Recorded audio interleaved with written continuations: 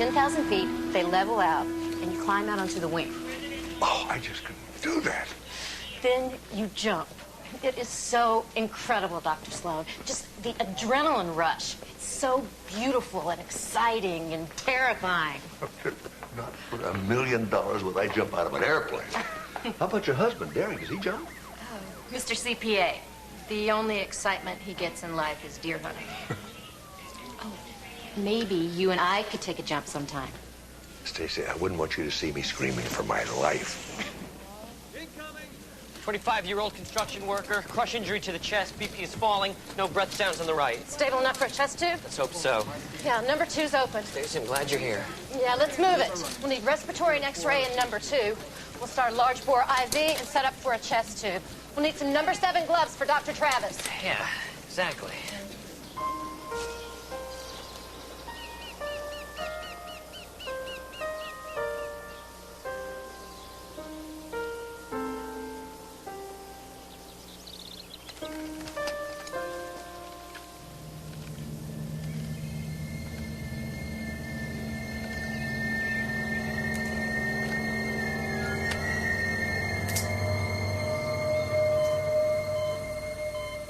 Sounding better.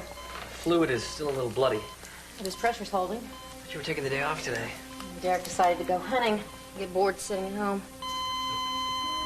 No risk for boredom here. Anything? No, nothing. No pulse, nothing. He's an EMD. Ventricular fibrillation. Code blue, trauma 2. Code blue, trauma 2. You're glad Derek went hunting today. Certainly need you here. I sure know how to keep a girl entertained.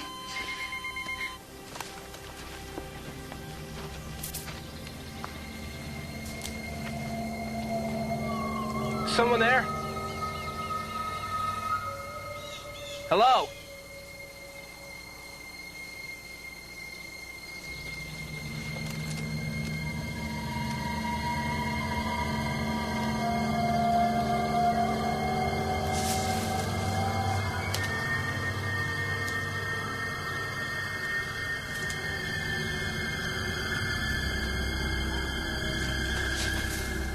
Are you following me?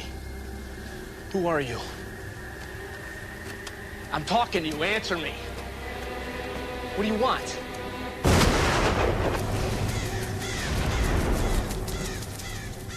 Wait a minute, guys. Wait a minute. Wait a minute, please. Look, I'll give you a statement if you'll just let me speak. Now, as you seem to know, this young man is being charged with the shotgun murder of Derek Bradshaw in the Angeles National Forest last Wednesday. The boy is underage, so we're withholding his name. If there are any further developments, we'll issue another statement. So if you'll excuse us, let him through. That's it for now, guys. It would make a great seminar. I think we could get Schmidt to do it with you. It would be, emergency repair of a ventricular rupture. Be great. Mark, look at that. What? That's the kid who worked at the hospital, isn't it? What's his name? Ray. They're accusing him of killing Stacy Bradshaw's husband. Ray? What's he got to do with Stacy? Beats me. I tell you, it's like some kids just can't get a break. What are you doing? Walking. Yeah, I see that, but why are you walking?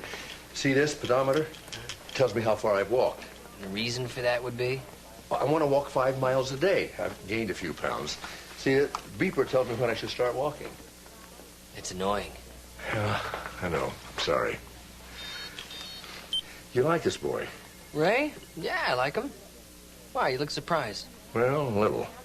Look, I know that he got busted for stealing a car, but he was out joyriding. I mean, he was going to give the car back. Wasn't the smartest decision, but he was paying his debt back to society. Well, there were a lot of complaints about him when he first got here. He just didn't seem to give a damn about anybody. Jeannie, did you send someone to take Mrs. Johnson to X-ray? Of course, right after you called. I sent the boy, what's his name? Ray. Yeah, him. Well, she's still in her room. Have you seen him anywhere? Not lately. Not ever. Try the men's room. Right.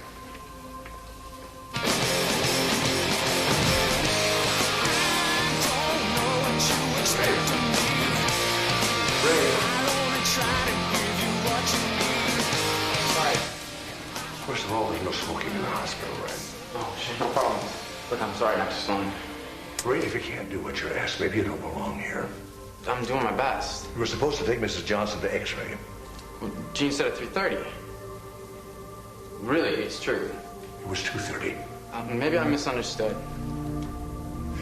Ray, if I report you to the court, they're going to revoke your community service and send you back to juvenile. No, please, don't do that, Dr. Sloan. I don't want to do that. Can you just try a little harder, please? I will, I promise. You want me to take Mrs. Johnson down? No, I'll take care of that. You go see Jeannie and see if there's anything you can do. And Ray, pick up the butt.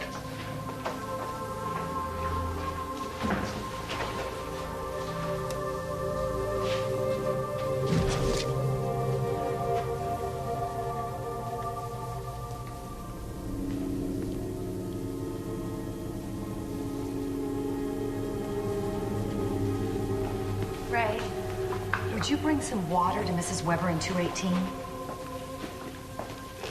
I'll take care of her in a minute. I'll be right back, I promise.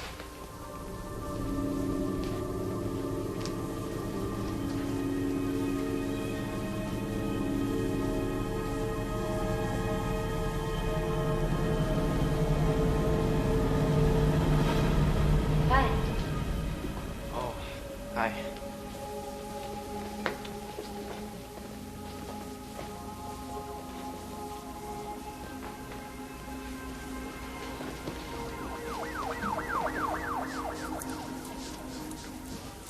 Could you take the cuffs off? No. And please, I have the scratch. I'm doing you a favor by keeping them on. Where'd you get the poison oak, Ray? I like to work in the garden. We can place you in the Angeles National Forest the day of the murder. Congratulations. What about the gun, Ray? Where'd you put the shotgun you used? I didn't kill anyone. You work at Community General Hospital. Yeah? You know that Derek Bradshaw's wife works at Community General. Stacy Bradshaw, you know her? No, I don't think so. Good-looking redhead. Does that ring a bell, Ray? I said I don't know her.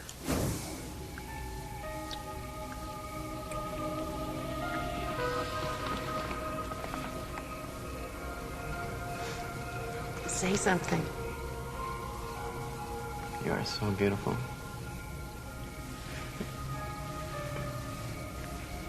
What's that? What? Ray, stop. No. What is that? It's nothing. It's not nothing. How did that happen, Stacy? Derek and I had a fight. He hit you? How often does this happen? Are there more black and blue marks? Show them to me. I want to see what he's done.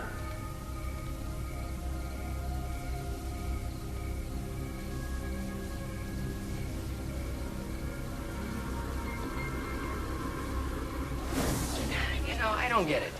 You withhold Ray's identity, yet the world gets to see him on television. That wasn't the plan. Well, certainly were a lot of reporters there. Yeah, well, as soon as I find out who in the press office called him, I'll let you know. So how's your case going against Ray? You got anything?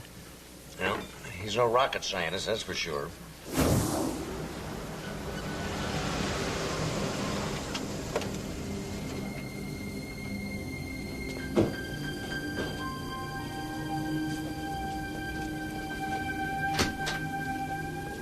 Mr. Santucci? Yes? Lieutenant Steve Sloan, LAPD. I have a warrant to search your car and your home. All right, what's this about? That's your car? Yes. When was it, last Wednesday? My son had it, I think. Why are you asking these questions?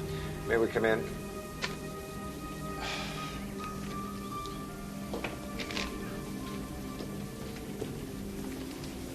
Something wrong? Actually, we'd rather talk to your son about that. Is he home? Ray?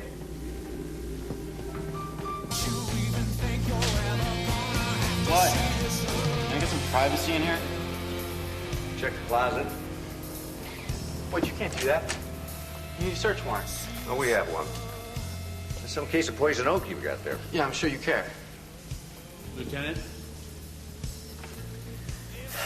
You, Drive your dad's car out to the Angeles National Forest last Wednesday? I don't remember. Well, let me make this simple for you. Your dad's car was seen out there last Wednesday, very close to where Derek Bradshaw was killed. We know you had the car that day. And I'm guessing that not only will the mud here in the bottom match the mud in the forest, these shoes will match the footprints we found next to the body. Ray, is this true? Shut up. Stand up. Show your father some respect. Give him a hand. I'm placing you under arrest for the murder of Derek Bradshaw. Let's go. You took my car to commit a murder? What, are you crazy? You're more concerned about your car than you are a murder? He did this. You can lock him up and throw away the key. I intend to.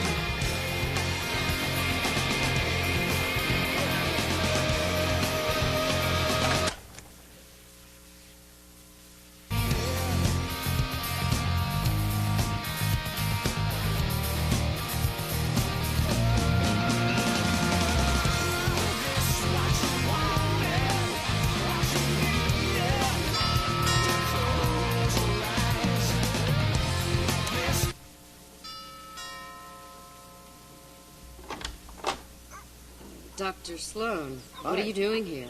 I apologize for bothering you on your day off. No, come on in. Is there something wrong?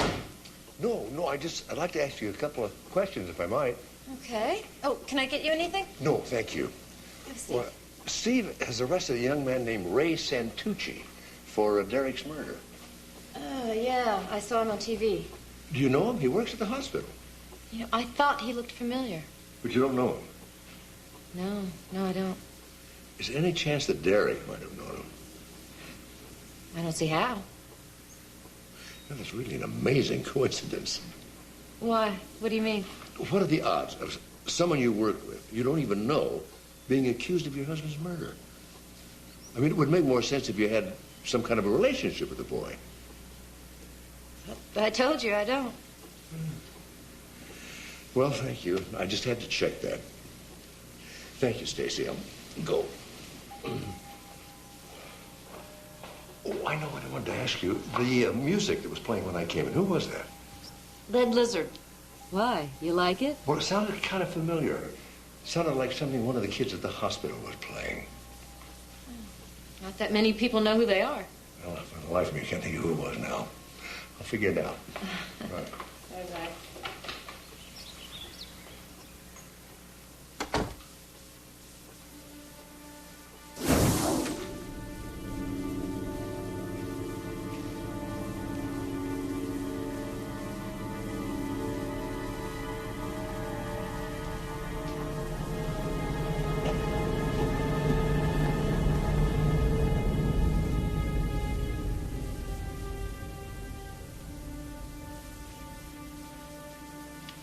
Need a ride home? Honey, I'm home. Derek? Where have you been? I was worried about you. It's 9:45. I've been out necking with a 17-year-old boy. Very funny. What really happened? We had an emergency laparoscopy. The guy was a bleeder. It just took longer than anyone thought. Yeah, well, I got a couple calls still to make, so I'll be up in about 20 minutes. Must have really missed me.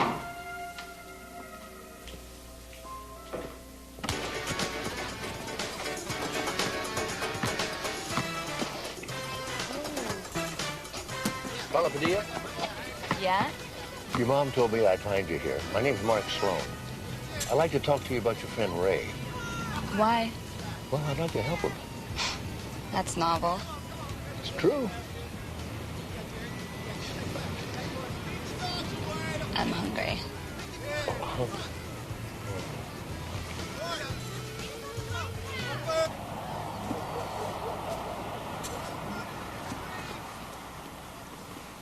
Here we go. Did you get some ketchup and mustard? Oh, no. It's fine, I'll manage. You know, I like that music you were playing. Sure. It reminded me of Tito Puente and Eddie Palmieri. I used to listen to them. You're putting me on. No. Well, I am trying to win you over a little bit, but I'm not putting you on. I listen to them. Are you nervous or something? No, I'm trying to walk 5 miles a day. I try to exercise as little as I can. So it seems to work for you. Thanks. Carla, you know a band called Lead Lizard? Yeah, why? You like them? Ugh, I hate them. They're repellent as the animals are named after. How about Ray? Does he like them? He loves them. He used to drive me crazy all the time playing that band. I think I heard him listening to them. And that's important? Why? What does that have to do with the murder? Carla, I think that if Ray committed this murder, someone else was involved. I thought you wanted to help Ray. I do. I just think that somebody got him to do it, and that's the person I want to find. Why? So you can put them both in jail? I'm out of here. You don't want to help Ray. Carla, wait a minute. One more question. Who's Ray been dating? Math will only take a few minutes. I've got this paper for you. Should we do? I'll do it. No problem. What'd you do that for? I was listening to that.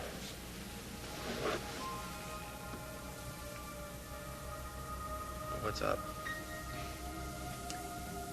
Ray, you know you're my closest friend. I don't like the sound of this. No, it's good, really. And I feel like I'm your closest friend. Yeah, so? Well, I figure friendship is the basis of a real relationship. I mean, if the only thing two people have going is a physical thing, sooner or later they'll wear it out. Carla, you are my best friend. I love you. But I'm not in love with you.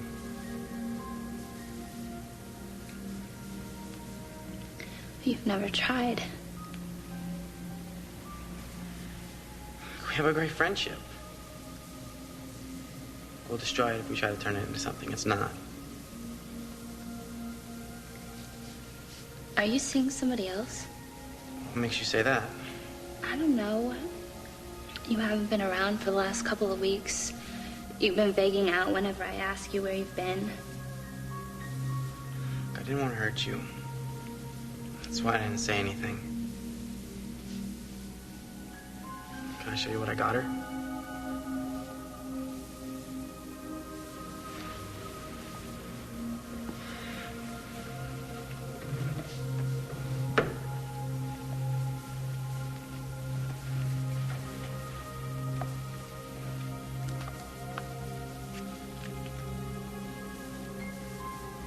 You think it's too much? Love forever. Carla, it's very important. Who's Ray been dating? Me?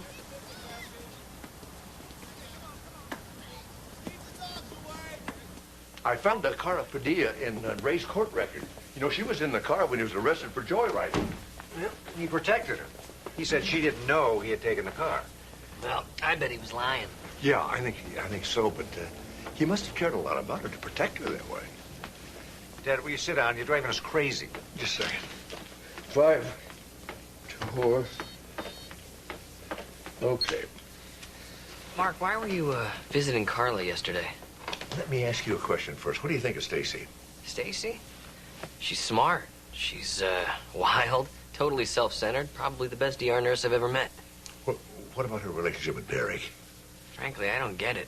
I mean, I don't like to speak ill of the dead, but I think she married him for his money. As far as I could see, it's the only thing they had in common.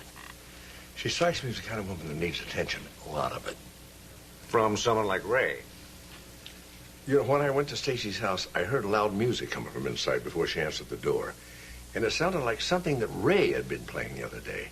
It was something he'd liked, but not something that she'd listened to. Did you ask who it was? Yeah, Lead Lizard, and she was wearing one of their T-shirts. Stacy was listening to Lead Lizard. Yeah, Carla says that Ray loves them. Do you think he gave her the CD and the T-shirt? Yeah, I do. We got another problem, though. Carla says that she is Ray's girlfriend. Well, if Ray isn't deeply involved with Stacy, I don't know why he committed this murder. Neither do I. Oop.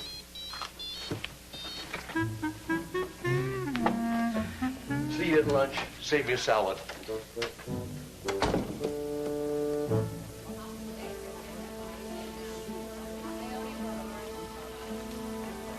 I'll be right back. Come with me.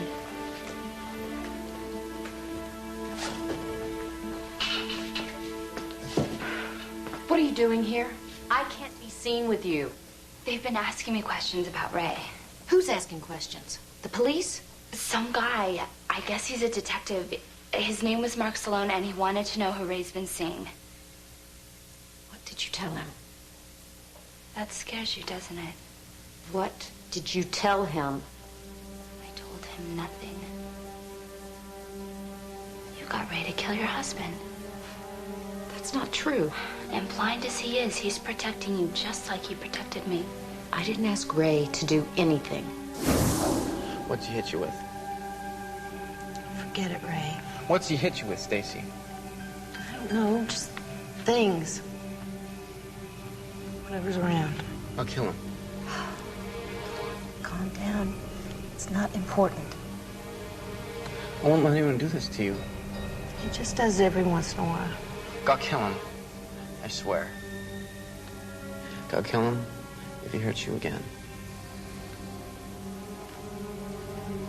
You used him. You got him to commit this murder, and no matter what happens, you'll never wind up with him. Do you really think I would let Ray spend the rest of his life in jail?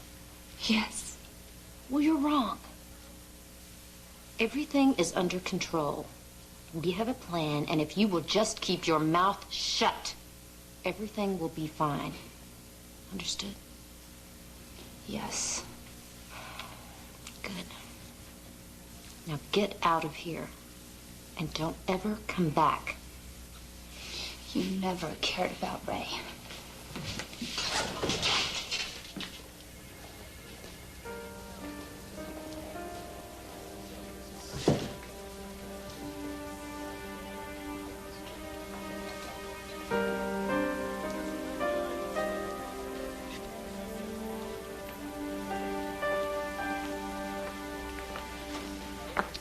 Want to tell me again you don't know Ray? I don't know Ray. You know his girlfriend, Carla? I just met her. She barged in here and said we had to talk. May I ask what about? She wants to help. She's in love with this boy. She says he could never do something like this. I guess she was just hoping I suspected someone else. Do you? Suspect someone else? No. What's all this about, anyway? I thought you had enough evidence to convict Ray. Oh, we do. We just don't think he did it alone.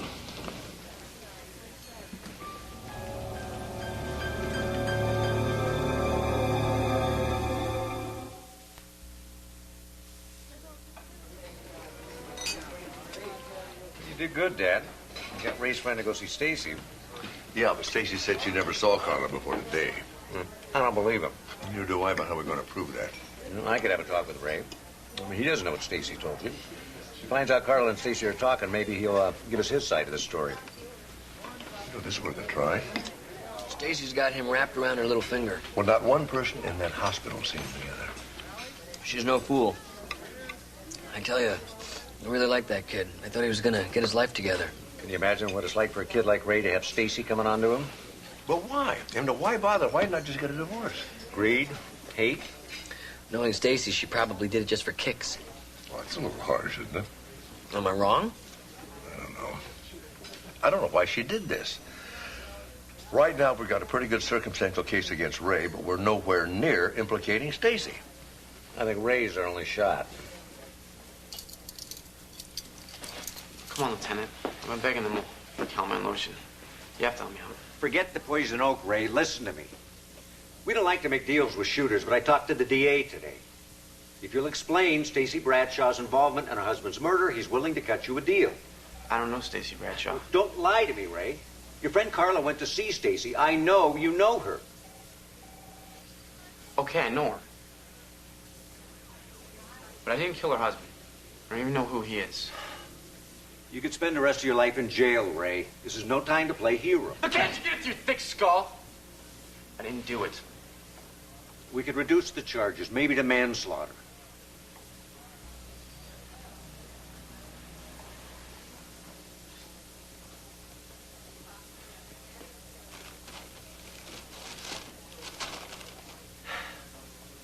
Don't say I never did anything for you. Oh, man.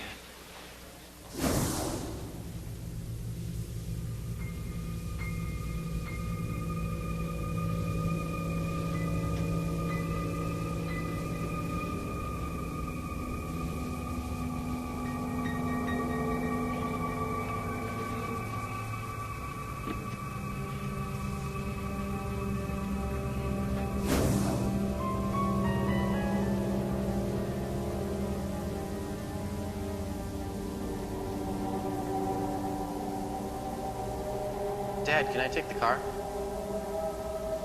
Be home by 6. I'm going out. Thanks. Keys are on the thing.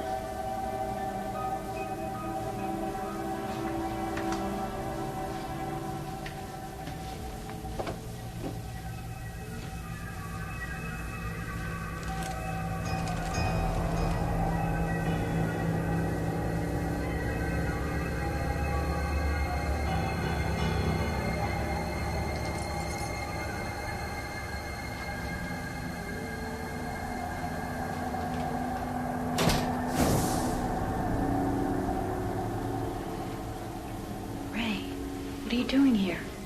Come on, that room's empty. Come on.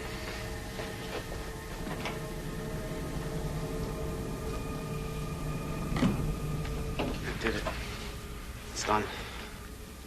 Did it go the way I said it would? It was easy. Ray, you're incredible. I wasn't sure you could do it. I did it. What did it feel like when you pulled the trigger? I don't know. Did you get a rush? Did you feel the adrenaline surge through your body? I guess. You know what this means? It means we can't see each other for a while.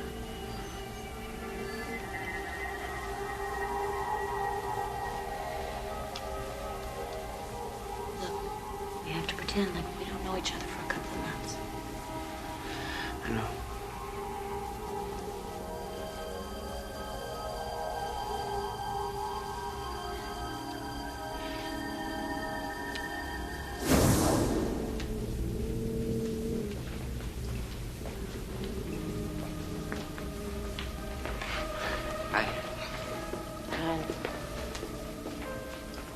You better put some calamine lotion on that. You know Mrs. Levine?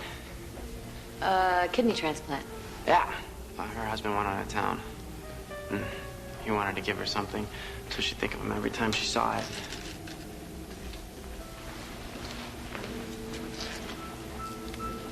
Love forever. I haven't talked to you in days. I can't take it. Mrs. Levine is in room 331.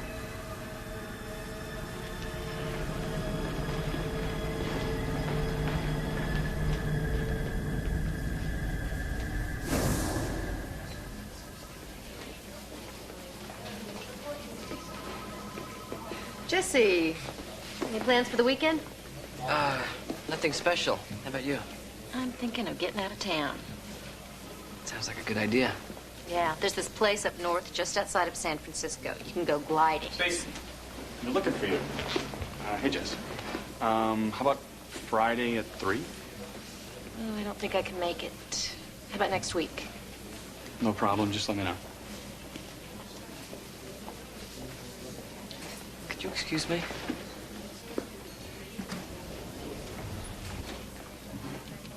Hey, you seen Dr. Sloan? Went that way.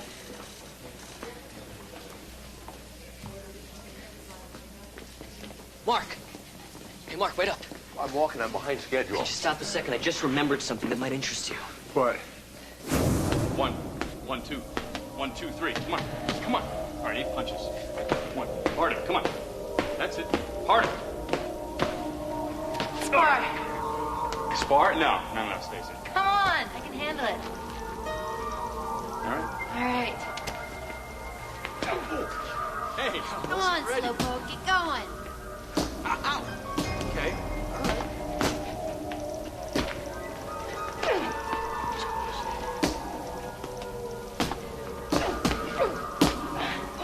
All right, I don't want to do this. You're going to get hurt. I'm okay. Come on, I'll just say my husband beat me up. No, forget it. Come on. Stacy, Come on, I can handle this, Daniel.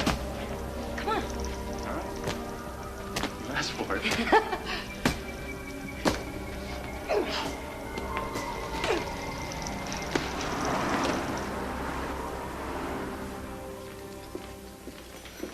They didn't have any root beer. Hope diet soda's okay. Why are you bothering me? Carla, Ray's making a terrible mistake. I know you know Stacy, which means Ray knows Stacy. And we know that they killed her husband together. So arrest her. We can't, Carla. We have no evidence. If you want to help them, Why don't you leave me alone? look, if you want to help him, go see him. Convince him to make a deal. Why should he spend the rest of his life in jail when we know that Stacy was involved in it? I can't do it. I can't get involved. Why not? It doesn't matter why. I can't do it. Doesn't that mean you're supposed to be walking? Never mind that. Carla, this is serious. Ray's life is at stake.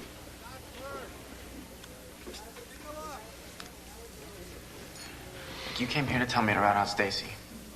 You're jealous of her. I knew that that's what you'd say. You want to get her out of your way.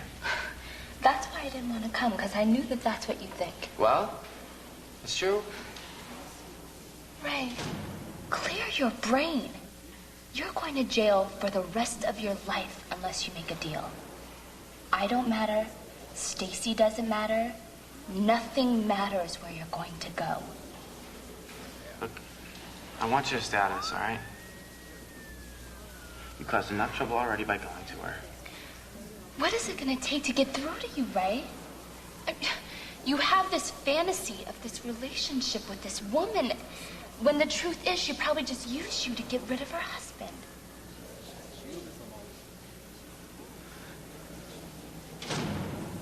You know, I made her a promise, Carla. And I am going to keep it.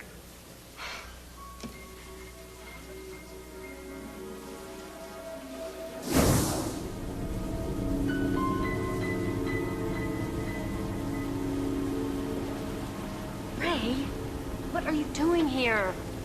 I told you we couldn't see each other. I know. I'm sorry. But I had to speak to you. Your phone's, Ray. This will just take a minute. Hurry. Police have been asking questions about me. I don't know how they got on to me, but I think I might get arrested. What are you gonna do?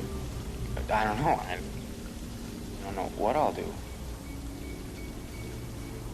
No, but I want you to know, you don't have to worry about anything. I'll never tell them about you. Ray, we're in this together.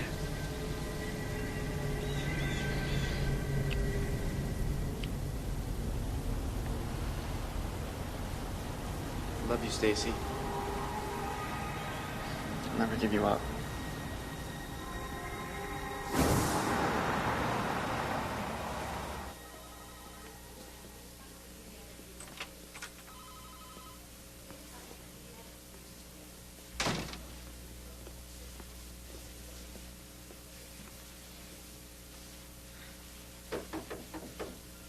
Come in. Dr. Sloan, can I speak to you for a minute? Yeah, sit down.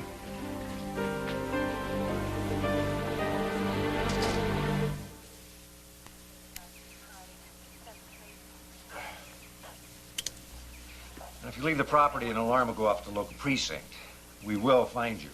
You'll forfeit your bail and go back to jail. Is that clear? Hey, you cost me the $500,000 in bail and I'll kill you. Now, don't worry. I'm not going anywhere.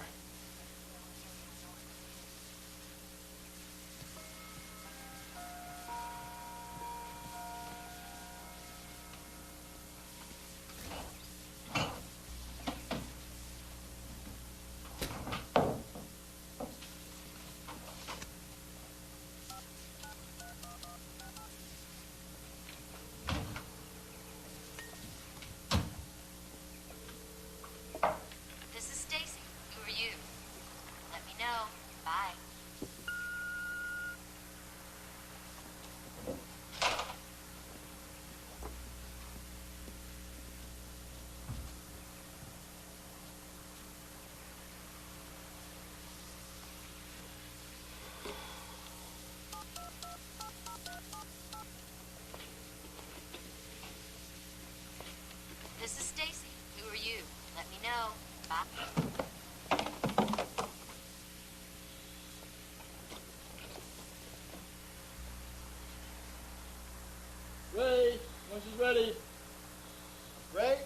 I'm coming.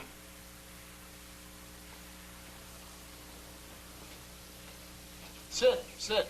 I made tuna sandwiches.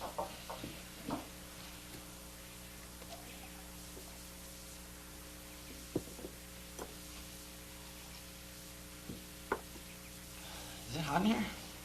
No, it's not hot. I'm sweating. Well, you'll cool down in a minute. Have a sandwich. I'm not hungry.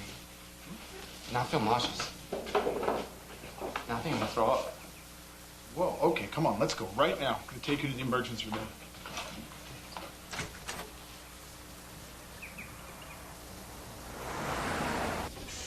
Dr. Zimmerman to recovery. I need a doctor. Somebody, please get me a doctor. Ray, you okay? He's been throwing up. Okay, let's get him the curtain, too. I got you.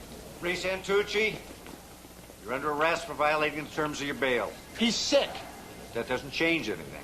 Look, Steve, he's real sick. He needs to be treated. Daniel, Yeah. you guys can just wait here. Dr. McDermott to the labor room. Dr. McDermott to the labor room. Violent episodes of vomiting. Pulse is racing. Over 100. Ray, you been taking any drugs? I've been in jail. Okay, let's run CBC, chem panel, and a tox screen just to be safe. And get a KUB film. It's a good idea. I'll go talk to the police and take care of that for you. Keep your eye on him. What do you think? It's probably intestinal flu. There's a lot of that going around. You're very dehydrated. Drink some water. Let me see that. Hey, let go of me. All right, let go of me. All right? Where'd you get that? It was a gift. Who gave it to you? What is your problem? Just answer me. It was a gift from my girlfriend. Your girlfriend? Yeah, Stacy, my girlfriend. Hey, hey! Where are you going? Ray, what's going on? Ray!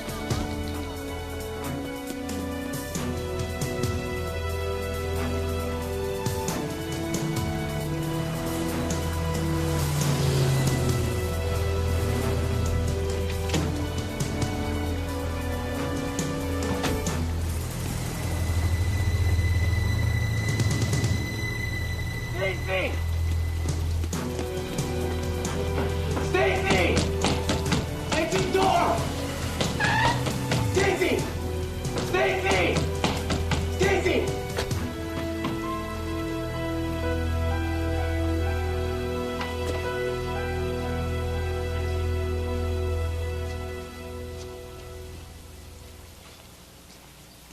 I figured you'd wind up here. Where is she? She's not pining over you, Ray. She's out having fun.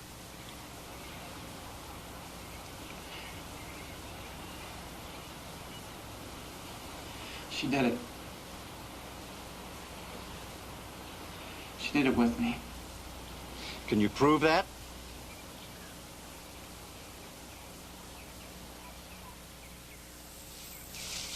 I buried it here. Oh, here it is. Got it.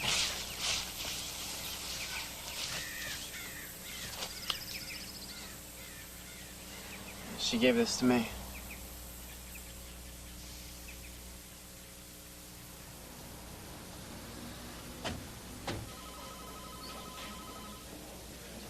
Mrs. Bradshaw, could you wait a minute?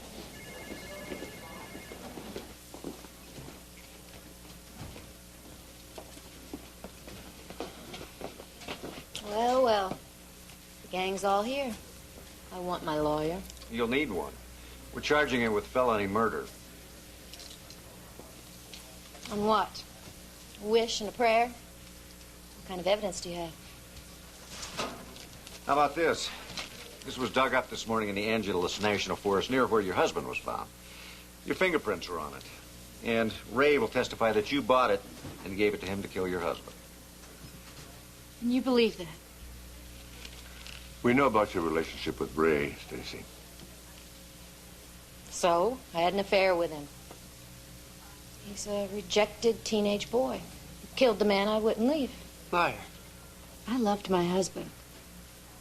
That's a lie like all the other lies. I don't lie, Ray. Oh, really? I trusted you. And loved you. And thought you loved me. I did love you. I gave you that bracelet so you would think of me. And know what I would do for our love. And all the while you were using me, you didn't care about me. That's not true. What are you talking about? You were seeing someone else. You gave him my bracelet.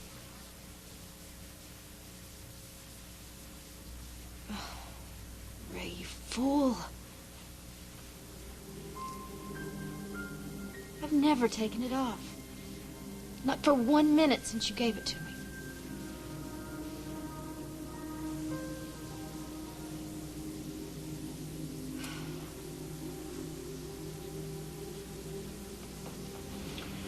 Why don't you come with me? You can call your lawyer.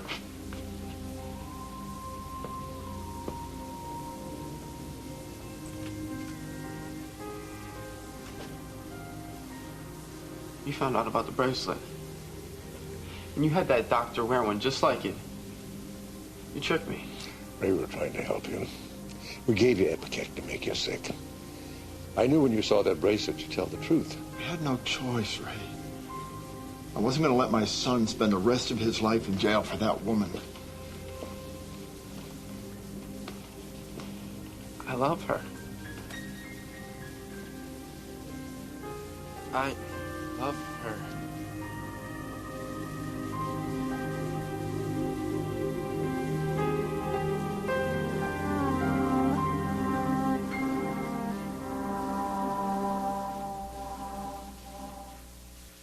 Tonight, Dave's in the audience with Know Your Current Events, plus Academy Award winner Gwyneth Paltrow and comedian Chris Elliott. It's an all-new Late Show tonight. First, your local news.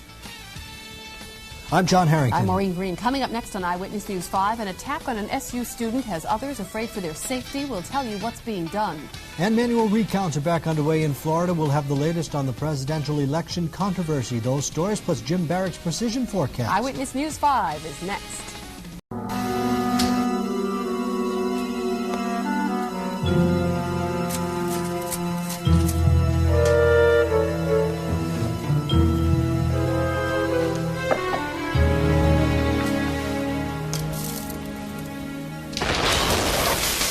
Strangers of all ages and walks of life living together in one hot house. In tonight's special edition, we're live. Let's take a peek inside the hot house.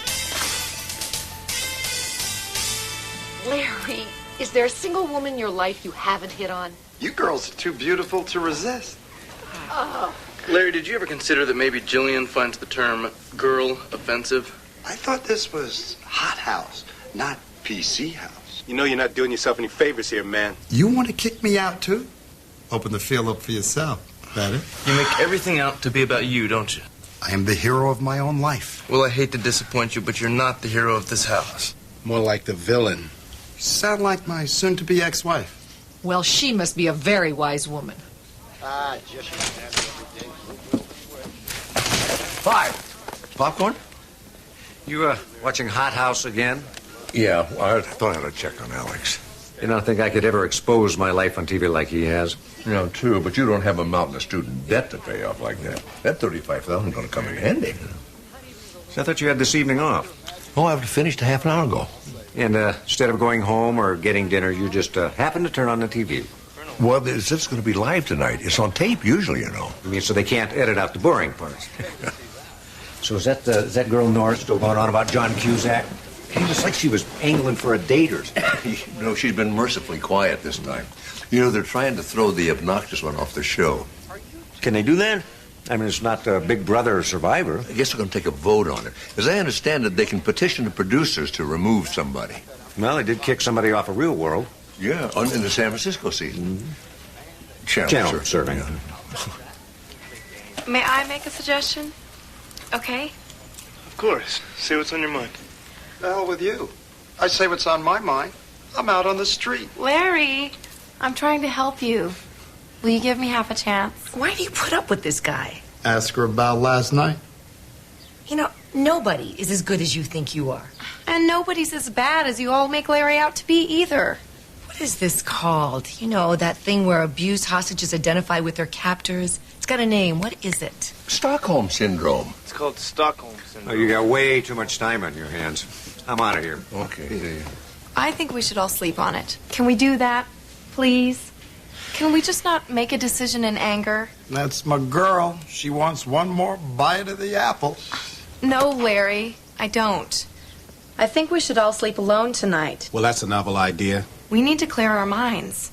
Reflect. This is a big decision. If in the morning you all think he's got to go, I won't stand in your way. You're just postponing the inevitable. Please. Emotions are running high in the Hot House. After we come back from a word from our sponsors, let's see the events that led up to this confrontation.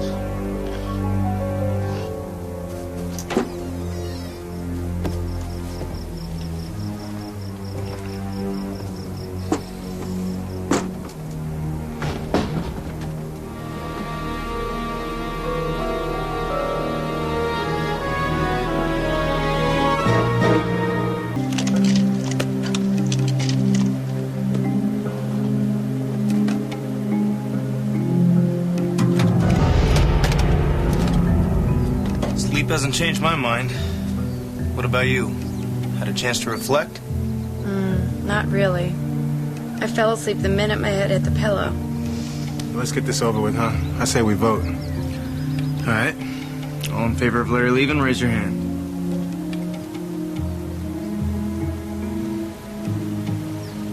I said I wouldn't stand in your way. Who's gonna break the news? All of us. She's right. Let's do it. Larry? Come on, Larry. Larry, we need to talk to you. Larry. Larry, wake up. Larry, wake up. This isn't funny. Alex. Let me check.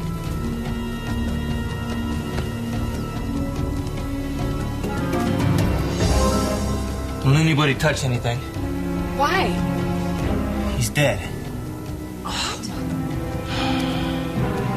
Mr. Warbler, have someone call 911. Everyone, the police are in the building. You don't have to make a general announcement. The home audience needs to know. Well, I'm not entertainment. In fact, no part of an official investigation can be used on the air, so from here on in, everything will have to be on tape and cleared with the DA's office. Now, who found the body? We all did. Yeah, we don't usually throw a wake-up party, but the house had some business to discuss. You mean like whether or not you were going to throw him out? Detective, I see you watched last night's show. The friend had it on. Now, can someone show me to the body, please? It's this way. Anybody know if he was alone last night? We all agreed on separate sleeping arrangements so we could consider the situation. So you don't know for a fact that he was by himself last night? I'll know soon enough. We keep these cameras running 24 hours a day. Anyone entered or left the room, it'll be on that tape. I'm going to want a copy of everything recorded yesterday and this morning. Consider it done. Think that tape of yours will show how much vodka he consumed? A lot. Larry was a heavy drinker, especially when he had trouble sleeping. He'd take a pill, take a drink. Some nights he'd take another pill, take another drink. This what he took? Yeah. With vodka? And now one of you tried to stop it. Of course, I tried. Warned him exactly what could happen. I was there. Alex practically begged. So did I. You know what Larry said? I've got so much energy, I'm gonna live forever. I don't want anyone leaving until I've had a chance to review the tapes and get the autopsy results. Well, they're not going anywhere. We still have 5 weeks of the show left. You're not calling it off? Why should I? One of your participants just died. Well, not that I'd arrange it to happen myself or that I'd want it to, but you have to admit, it's terrific drama. Hot House is the highest rated show the All Real Network has ever had. I cannot wait for this to hit the air. You ever heard the word exploitation? Heard it? Exploitation is my middle name. Did I mention we keep full surveillance of the outside of the house as well? Smile, detective. I'm making your job easy. I'll get you a complete set of last night's tapes. I can't talk about it. I can't. The man was gonna do what the man was gonna do. Now, I know that sounds cold, but that's the way things are.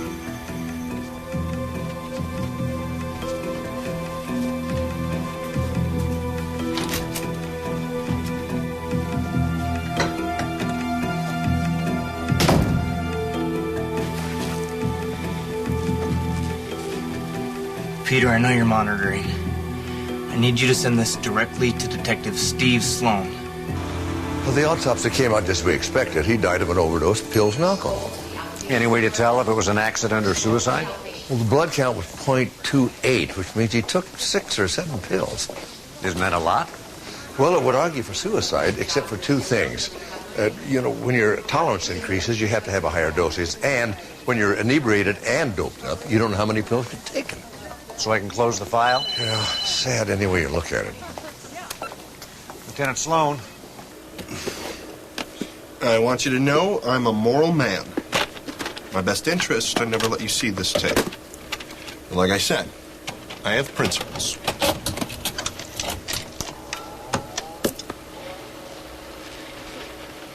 Peter, I know you're monitoring. I need you to send this directly to Detective Steve Sloan. Steve, I've been thinking about this over and over since you left. Everyone here hated Larry, myself included. The guy was a creep. He hit on the women, he rifled through everybody's stuff. He was arrogant and insulting. The guy was an angry, bitter man, but he was not depressive by any definition I've been taught. I don't know how it happened with all these cameras. Now, I think something's wrong here. Don't ask me how, but please do not shut off an investigation. Wait, don't turn it off. Okay, now, Peter, if I don't hear from Steve in the next 12 hours, I'm leaving this house, and I'm saying this directly to the press. Got it?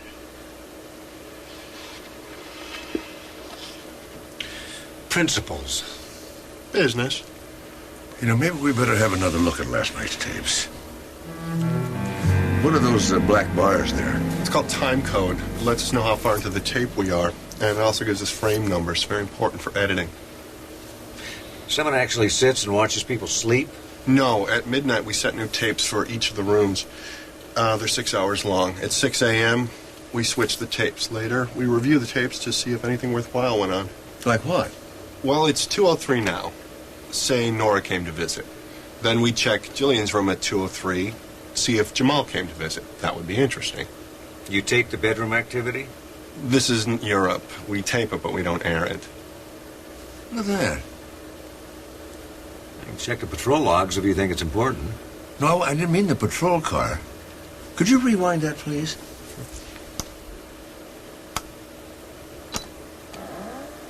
Oh. See? The windows are closed, but the curtains are moving. Now, how do you suppose that happened? Draft from the ventilation system? Yeah, maybe. Could I look at the other bedrooms, please, at exactly that same time? Sure. Why don't we start with Nora's room? She was Larry's lover, wasn't she? One of those unpredictable relationships. Oh, I don't know. I think she was kind of calculating from the start. I thought she was after Larry right from the first day. I can see you're a fan, Dr. Sloan. Well, can we call it a guilty pleasure? Well, we knew where she was. Yeah. I think we ought to look at everyone, though, I think, don't you? Why can't we be honest? We all hated the guy. He had his problems. More like defects. The man was going through a bad split with his old lady. He was cheating his wife. They were separated. I'm not talking about sex, I'm talking about money. You guys didn't know? He bragged that he had $100,000 his wife was never going to find. As if I'd find that hot. Everyone? Hello? Everyone? Company.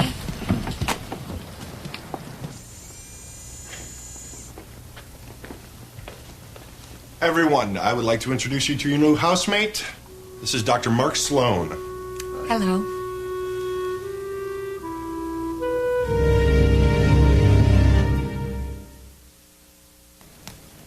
Okay, first things first.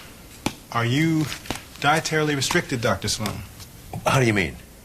Are you a veggie or a vegan or anything like that? As a matter of fact, I'm a part owner of a barbecue joint. Okay, you're refrigerator number 2. Jillian is a vegetarian, and I was raised Muslim, so we made refrigerator number 1 the no-no box. Top shelf, no meat. Bottom shelf, no pork. Refrigerator number 2 is for the rest of you folks, including Nora, who's high protein. Keep it in mind. You'll get the hang of it. Is there anything else I don't know? The cameras. Voice and sound activated. They're going to follow you everywhere you go. You see that one right there? Now that's zooming in on me even as we speak. Oh. Is there any way around them? Well, the only place that's really off limits is the head, but, you know, you'd be surprised. You just forget all about them. Yeah, I'm judging from what I've seen on television. I think that's absolutely true. Jillian? Hi. Oh, hello there. You're the medical student. Yes, I saw you on television. What, Adam, is it? Alex. Alex, yes. What year are you in, Alex? Third, yeah. They teaching you that new HIDA scan? Or are they into that new endoscopic retrograde cholangiopancreatography? Okay, if you don't mind, I'm just going to leave you two to your doctor talk, okay? I'm sorry, Jamal. I meet a medical student. I want to catch up on the latest procedures. No, you guys just go on. Alex, I know from watching the show that you're interested in internal medicine. Thought you might like to read this article on the pancreatic lividity study. Oh, is Eileen all right? Oh, yeah, just doing fine. Everybody's being very cooperative. Amazing how little effort it takes to create a community, huh? Well, I think Dr. Sloan will be a lot more compatible than Larry. Not that I want to speak ill of the dead. Listen, he was an unhappy man who destroyed himself. I mourn and grieve for him, but let's face it, his spirit has a lot of work left to do, which is something I wanted to talk to you about, Dr. Sloan. Larry's death? His room. It's very tainted. I burnt some sage in there earlier, but there's still an extremely disturbed aura. I don't think you're going to want to sleep in there. Well, I'm not too superstitious about that kind of thing. Where is my room, now that you mention it? Right around the corner on the left. Here, I'll show you. Oh, could I steal you for a second, Alex? Sure. Sorry. Be fine. Get my bag.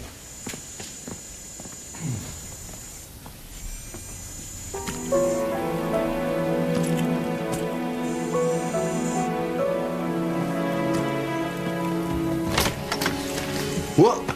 Am I in the right place? Oh, I mean, yes. You startled me. I was trying to get the room ready for you. Oh, can I help? Oh, I'm almost done. You'd think the producers would do this. Well, you know the hothouse rules. We've got to cope. Yeah, so it would seem. If you saw the show, I guess you know that Larry and I, well... Miss these. Thanks. It's, all going to his ex-wife. Well, I didn't think he was quite divorced yet. Oh, I guess that's right. Larry said she hired all these, lawyers and private investigators searching for, what was the word he used? Assets, most likely. Whatever. All I know, they really, really hated each other. Well, according to Larry, we've never heard her side of the story. You're gonna change our house, Dr. Sloan. Bring a whole new way of looking at things. Well, I guess any outsider would do that, wouldn't they? May I ask you a question? Why did I agree to do the show? Did I come across as a real bitch? No. You seem to be a very sweet girl. I mean, I didn't quite stand up for Larry. I feel really guilty about that. Well, I can't think that matters much now. Well, it matters to me. I mean, you think you're going to be on a show like this and it's not going to change you? And then you go and do things you never thought you would. What do you mean? You know, like, Larry. I'm really glad they chose you. You're going to be good for me. How so? You sound so much like my father. Your whole tone of voice. It's a real comfort. Oh, it's so good to have you in the house. So what are we going to do with this here? Oh, we put it in the hall closet. From there it goes to the Wicked Witch to the west. Oh. Oh, let me take it. No, I insist it's heavy.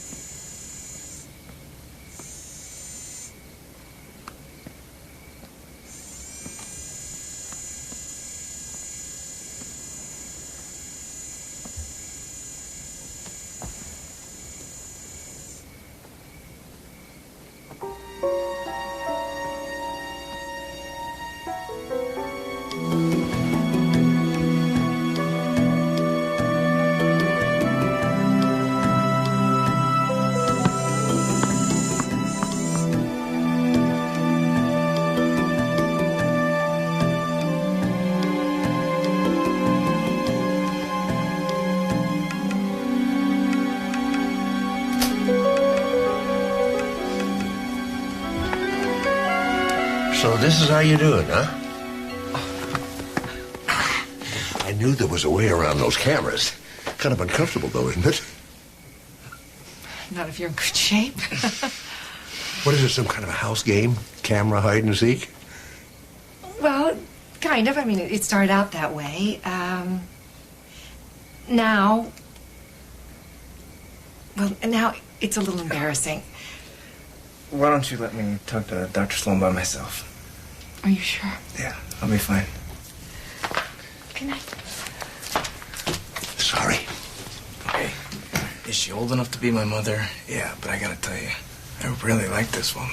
Alex, you've grown up. That's your business.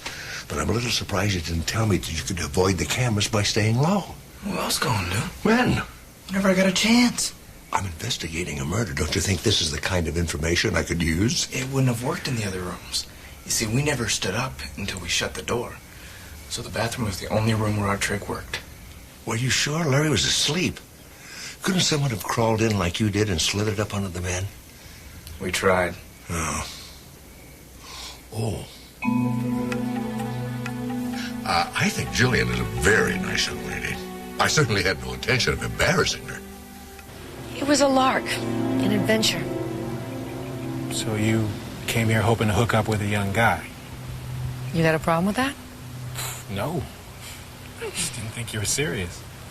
I wasn't. Only you know what? I really like this boy. You know, the truth is there are a lot of successful marriages between older women and younger men. Excuse me. Mark Sloan. I'm sorry to interrupt you, Dr. Sloan. Why are you calling me here? I can see you and hear you, but you can't hear me, not in this room. And since we're taping and not live, I wanted to ask you to stop and start over. Why? Did I say something wrong? No, you're too nice. This is called the dish room. Go dish. Mr. Warburg, we had an agreement. No commenting on the investigation till it's over.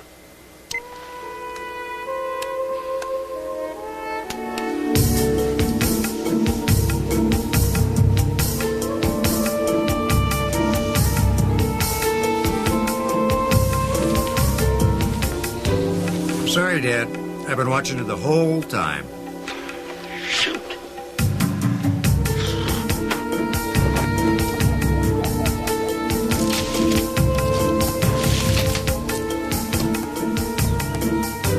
How about now? Front and back.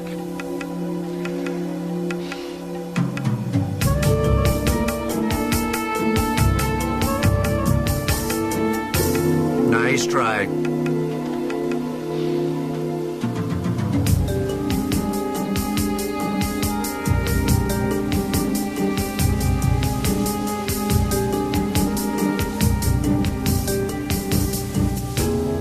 Gotcha. Nuts.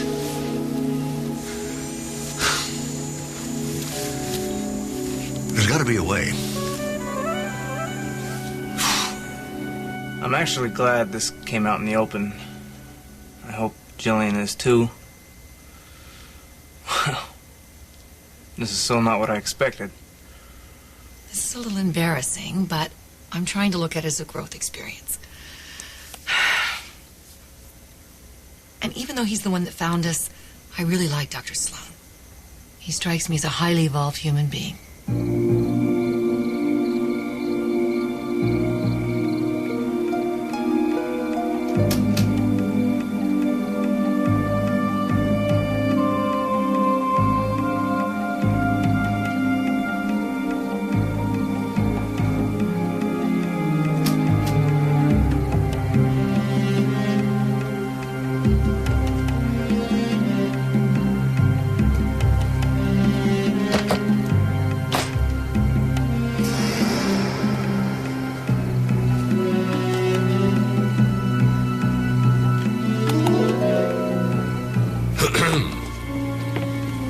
Dr. Sloan, I remembered I wrote this letter to Larry.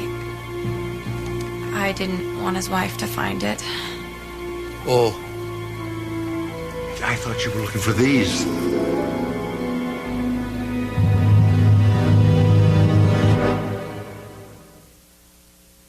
I'm glad you're all here. I have to talk to you. You're all going to hear this anyway, so I want you to hear it from me. What's wrong? Last night, I got caught doing something I probably shouldn't. I'm sure this entire house feels like it's about spying to you, Dr. Sloan. No, not really. But believe it or not, we do try and respect each other's privacy. I think that's a commendable attitude. You know, actually, I think it'd be best if Nora and I kept this matter between ourselves. No, I don't want that. I want it out in the open. Okay. Last night, I went into the hall closet to get something of Larry's. Something he gave you? Something he said he was giving me. He told me I could have them, but Dr. Sloan had already taken them. What are we talking about here? Diamonds. Plural? Diamonds. As in the money Larry said he was hiding from his wife? $100,000 worth? I know it looks like I'm stealing, but I'm not. I'm not. He promised them to me. He didn't want them to go to the Wicked Witch. They were his grandmother's. Yeah, and I'm Little Red Riding Hood. It's what he said. You always believe everything a man tells you? Why would he lie about a thing like that? Money. You know, for a man who was going through a messy divorce, it seems like Larry did a lot of talking out of turn. So?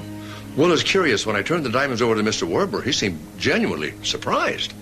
And I don't remember hearing about them on the show. Larry was a braggart, but he wasn't a fool. Even in this house, you can whisper. Especially with the stereo on. I see. The main thing is, do you people believe me?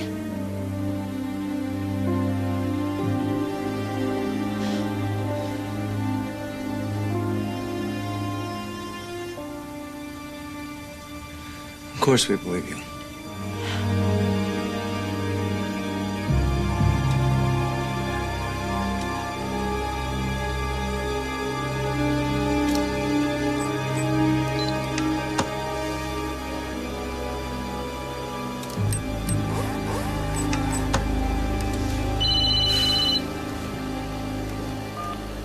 Lieutenant Sloan. Steve, did you find anything?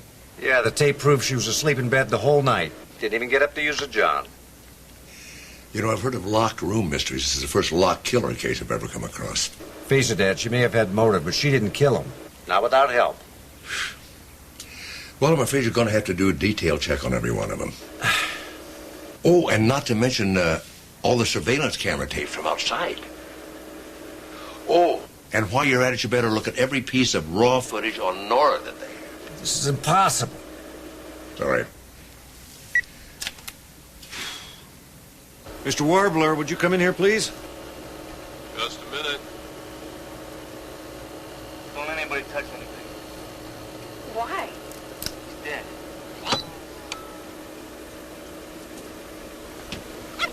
Come on. You find something? Maybe. Look at this.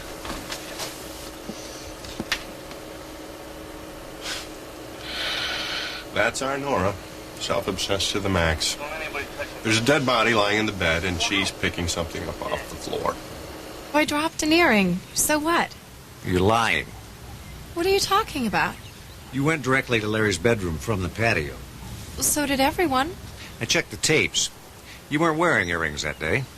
I was sleeping with a guy, okay? They never show anything more than cuddling. Is that in your contract? They went over everything with us before we moved in, so we know what we were getting into. They even had us go into the production truck, and they showed us how everything works. And the earring? Well, there it was on the floor. I didn't want to make a big deal out of it. Not with everyone else there. And we didn't know he was dead yet. Don't say another word. Excuse me, this is a private conversation. No, it's not. You're conducting an interrogation. Oh, he's just asking me some questions. He's putting you on the fast road to conviction. Excuse me, are you a lawyer? No, just African American. Think I've never been picked up on a DWB? Driving while black. I'm not violating anybody's rights. I'm just doing my job. Nora, I'm going to tell you what my mama told me. You never, ever speak to a cop alone. You keep quiet. You send him away. You get on the phone. You hire yourself a lawyer. Your mother told you that? That's the best advice I ever had.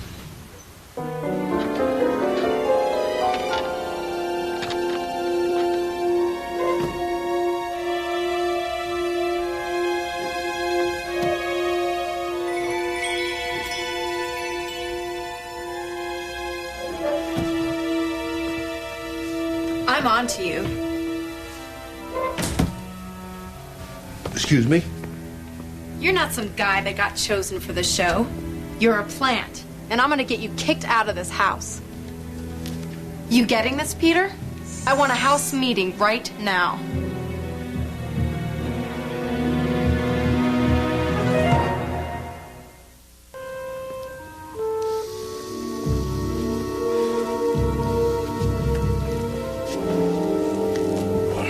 hard.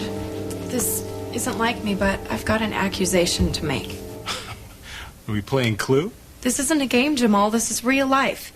You know that stuff you're supposed to be so in touch with? What's gotten into you? He has. He's not who he says he is. He's trying to blame one of us for Larry's death. Why do you say that? He's been sneaking around, spying on us since the day he got here. What? You mean like the night he caught you taking the diamonds? I bet I'm not the only one he's been following around. Dr. Sloan? I was opening the skylight in my room. Oh, just hoping for a little night air? No, actually, I was conducting an experiment. What kind of experiment? Well, I'm somewhat of a mystery buff, and I have to admit that Larry's death is puzzling me a lot. Life isn't always as clear as a book. As a doctor, you should know that. I agree with you, Jillian. Sometimes mystery is just mystery. There's a thing in medicine called a blind test, where you don't tell anybody what you're going for, and that way the hypothesis doesn't affect the outcome. And are we all subjects in this test? I do need your help. But if you participate, I'll explain everything once I get the results. I bet you will. What do you want us to do? Well, I'd like everyone to sleep alone tonight, and exactly the way they did the night Larry died. That's it. Oh, one other thing. In order for the experiment to work, I have to sleep in Nora's room, and she has to spend the night in my room. What's that going to prove? That's what we're trying to discover.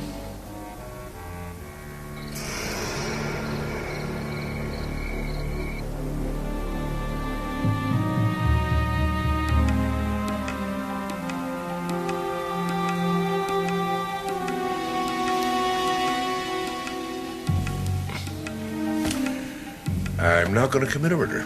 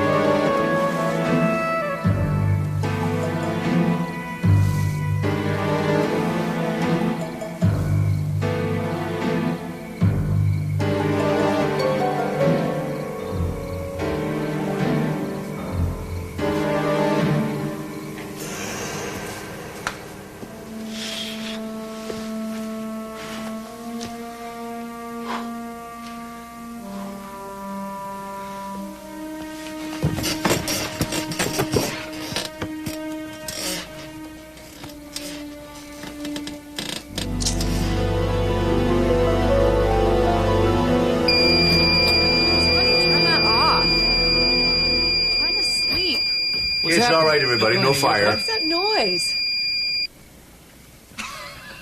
What are you laughing at? Just a second. You have to see it.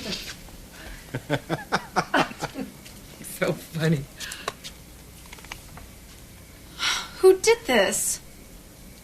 I did. Just the way John Cusack killed somebody in Grosse Pointe Blank. You remember that movie, Nora? You talked a lot about it when you first got here. Why don't you all come with me?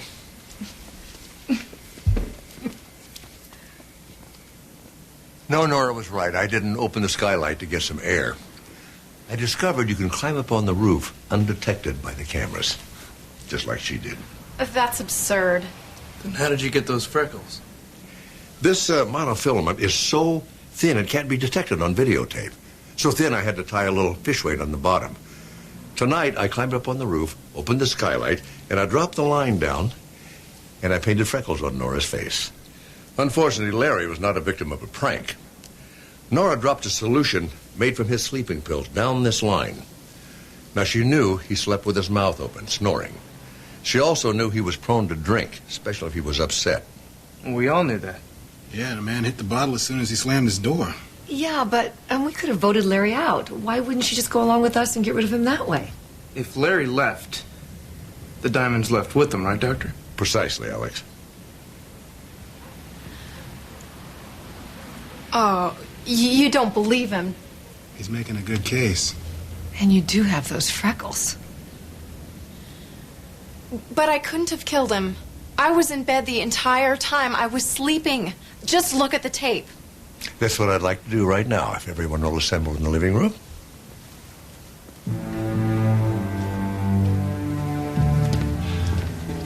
Okay, that's good right there. I've asked the police and Mr. Warbler to join us. Now, the two tapes you're going to see were retrieved from the machines at 6 a.m., the morning of Larry's death. One of them is in Larry's room, and the other one is in Nora's. And, oh, you'll see a black strip at the top. Mr. Warbler tells me that's time code. Each one is set at 2:03. All right, would you roll it, please?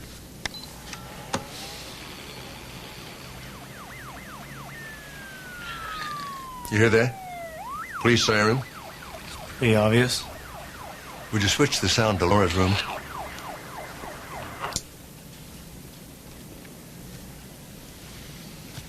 Now, we checked every tape, and you can hear it on every one of them. No matter what room you're in, you can hear that police siren, except in Nora's room.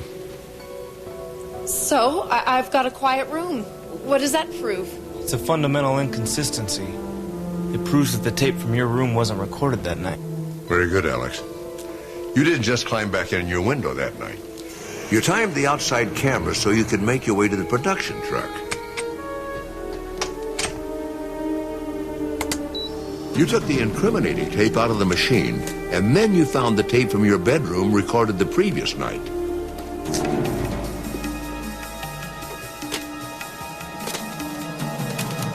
You stripped the label from that tape, and you replaced it with the label from the night of the murder.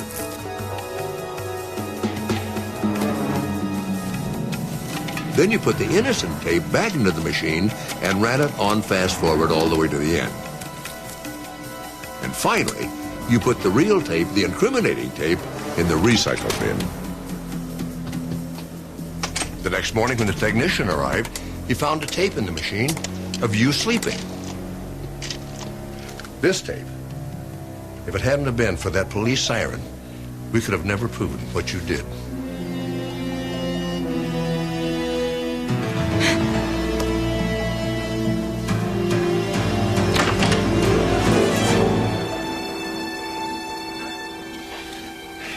I'm placing you under arrest. Oh, and she can get herself any attorney she can afford. Get on the women, rifle through everybody's stuff. Normally, as you know, we block your access to the show. But since this is a special presentation... An experience, Mr. Warbler. Definitely an experience. I think something's wrong here. Don't ask me how, but please do not shut off an investigation. Oh, aren't you the devious one? He kept a secret. Well, I learned from a master. I'd like to introduce you to your new housemate. This is Dr. Mark Sloan. Hello. Welcome. Is that the way I look? Trust me, Dr. Sloan, you look terrific. Oh, somebody else eat this.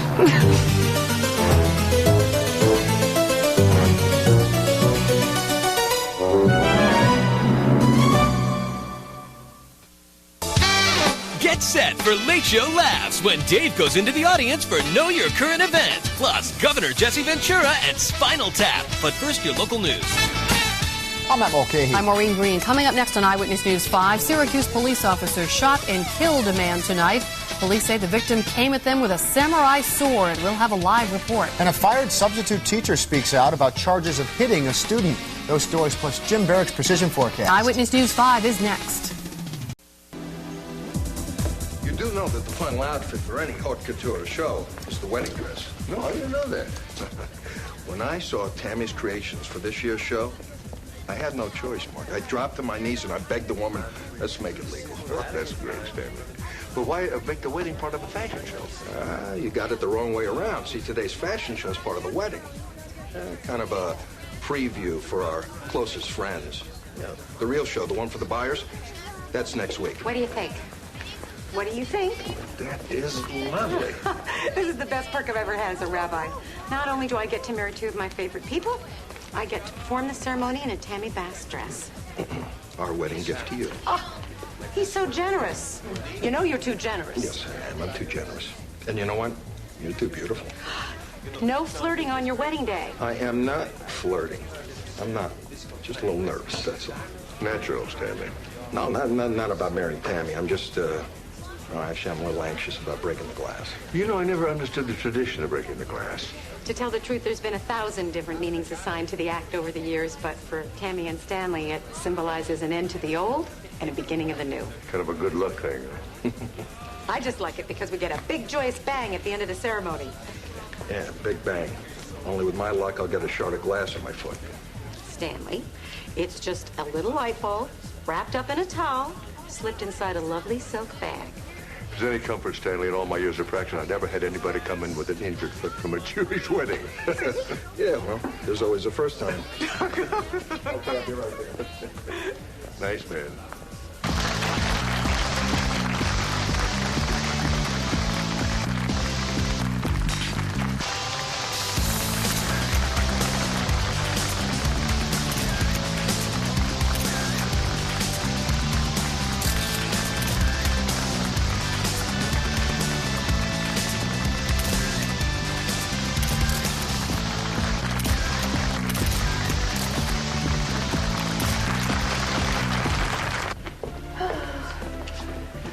I don't know.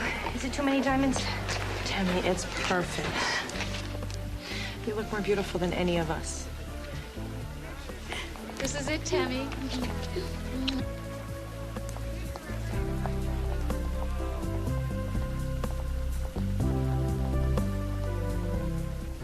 Tammy, do you take Stanley as your life partner, your love, your helpmate and comfort, for better and for worse, in all that shall pass? I most certainly do.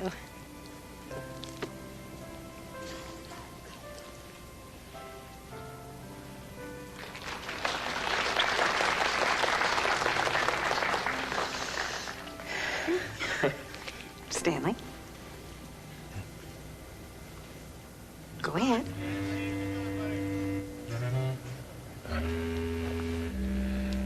Go ahead.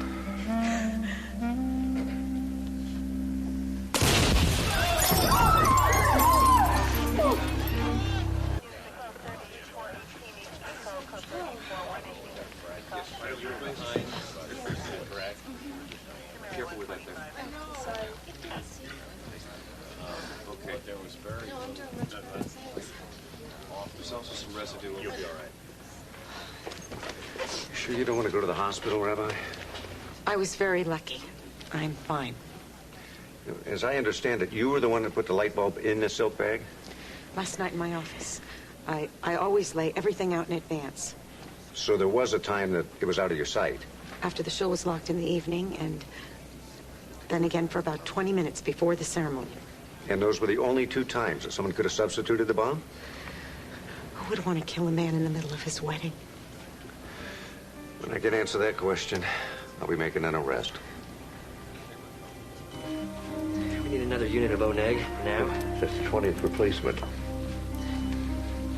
Fine. His liver is fractured. We need to resect it. Your call, Jesse. Well, once we get this artery ligated, I'll have better exposure. Can you save the leg? I'll do my best. Is he okay? Honey, I can't lie to you. It's touch and go in there. Oh, God. If there was something I could do, anything to help him. Look, Tammy, I know it's hard, but once he's stabilized, I want to recommend you go home. See, he's going to go straight to ICU. He'll be heavily sedated, and I'll call you if any change comes, all right? I know, honey. I'll get you a ride.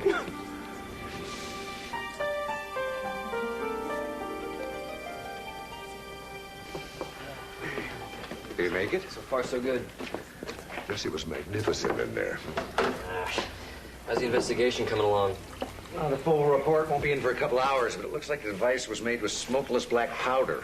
Is that stuff traceable? Well, we're trying, but unfortunately, it's a pretty common commodity. Who would want to plant a bomb at a wedding? Thanks, Jesse. Yeah, Jesse's right. It's a pretty open and public way to kill somebody. Guess we're lucky more people weren't injured. Not luck, planning. The bomb squad believes that this was a carefully constructed shaped charge that was designed to take out only Stanley. Meaning it wasn't the work of an amateur. If it was an amateur, he knew what he was doing. Or she. You can't mean Tammy. Well, somebody had to plan it. I've got to question everybody. I've known Tammy a long time. She's not our killer.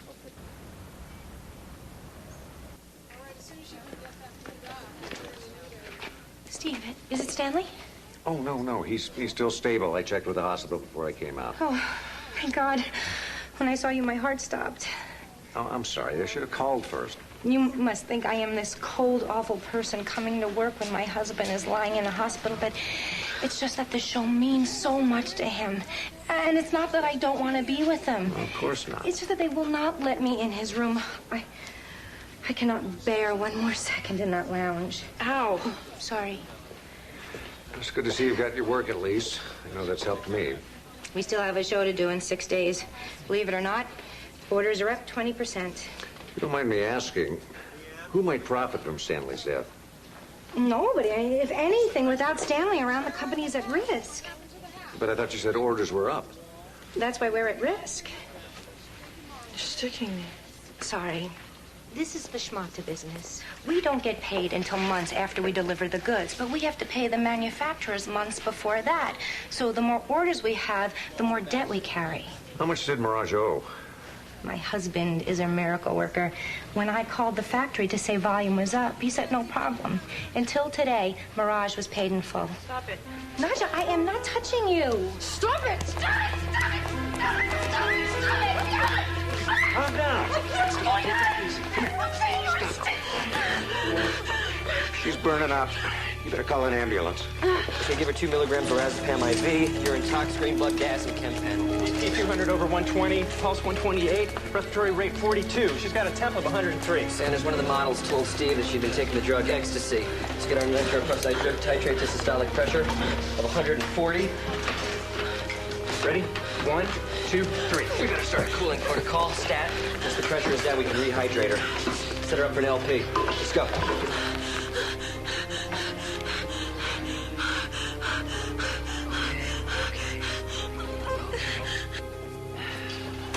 Hey, good thing you got her here as quickly as you did. She almost didn't make it. Was he using anything besides ecstasy? We won't know until the chem panel comes back. My guess, the ecstasy was adulterated, probably with DXM. What's that? It's the active ingredient in cough syrup. In high doses, it can have all sorts of bad side effects. Beautiful girl. Stupid thing to do, huh? Seems they all use it on occasion. In fact, Nadja offered to share hers with the rest of the models after work. Gives all new meaning to the term high fashion, huh? Jesse? She's okay. How's Stanley? Coded. Started bleeding again from that ruptured artery. Did he make it? Afraid not.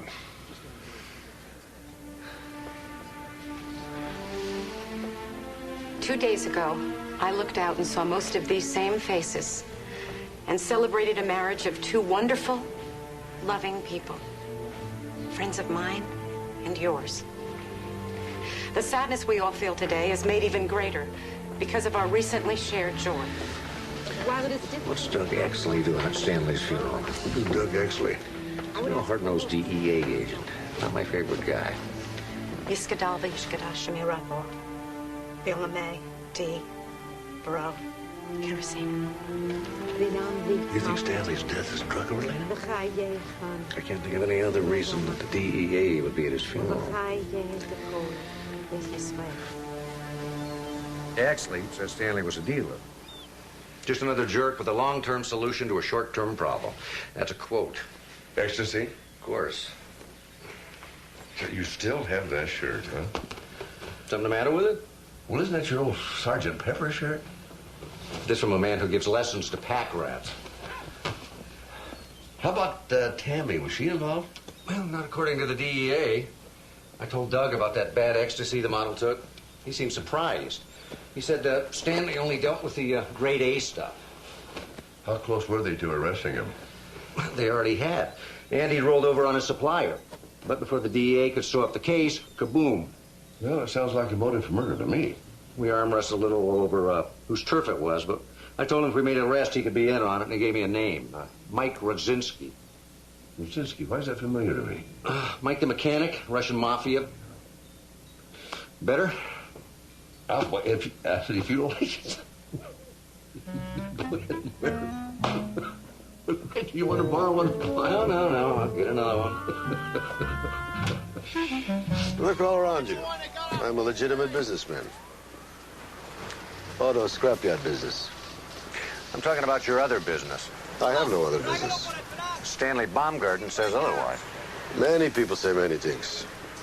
Stanley didn't just pull your name out of a hat. No.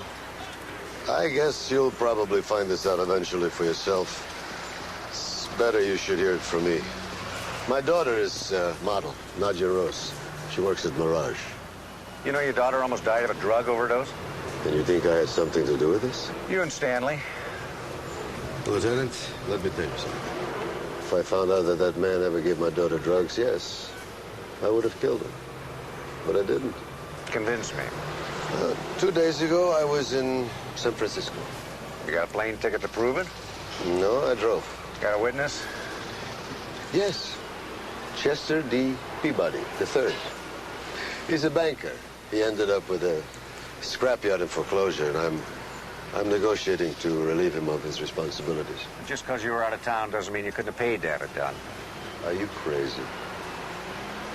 You told me my daughter was on that platform. You think I would hire a bomber and put my Nadia at risk? I hope not. But I intend to find out.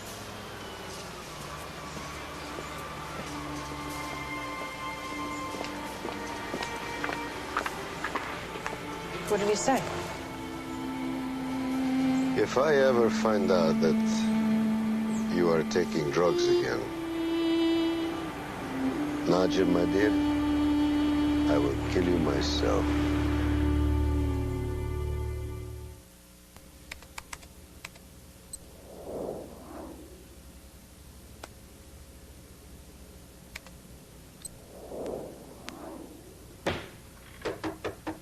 We're closed. I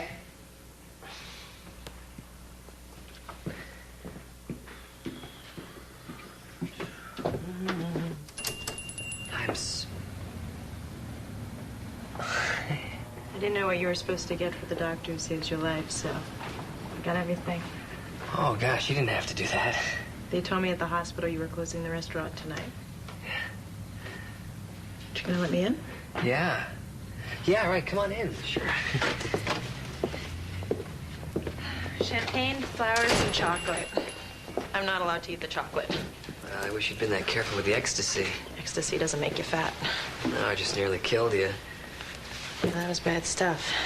I should have had it checked. Look, Nadia, all of that stuff is bad. Even if you didn't dehydrate, there's a ton of studies that prove that ecstasy can cause permanent brain damage. Look, I'll show you on the computer. Oh, wait. 3 moves. King to bishop 3, check. Knight to bishop 2. Rook to knight 2. Checkmate. And brains, too. No, the research is underneath. Jesse, I almost died. I know what that drug can do. Look, you don't have to do this. I know I don't have to. I want to. Unless you don't want to. Oh, no, I want to.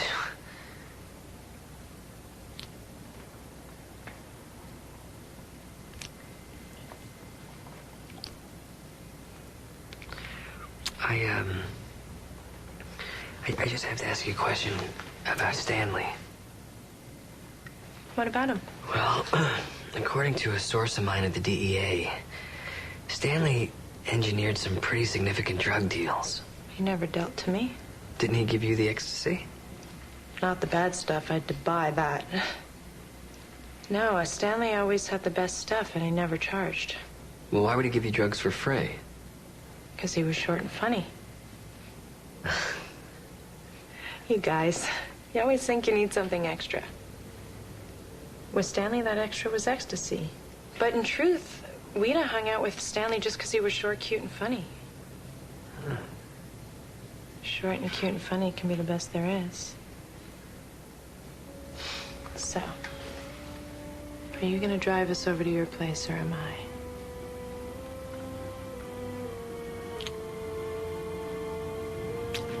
I'll, get my keys.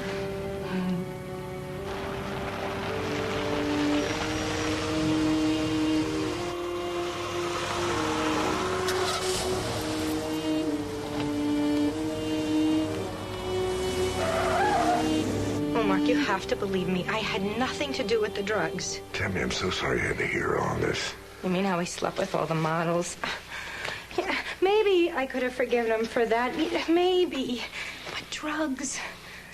Drugs. Mark, I have a show to do in 4 days. What am I going to do? You're going to do your work.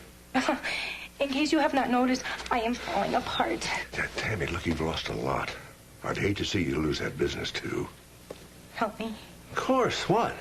Promise me that you will be there.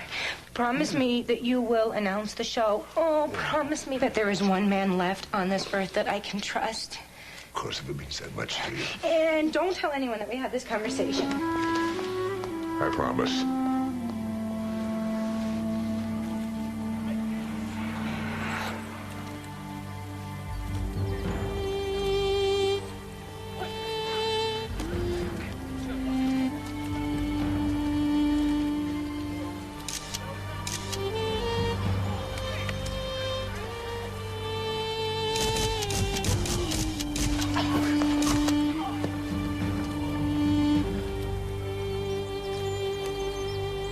You know that great feeling when you save somebody's life?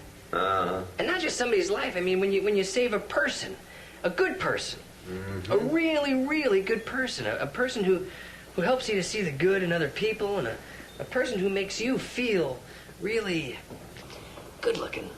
Who is this guy? It's me.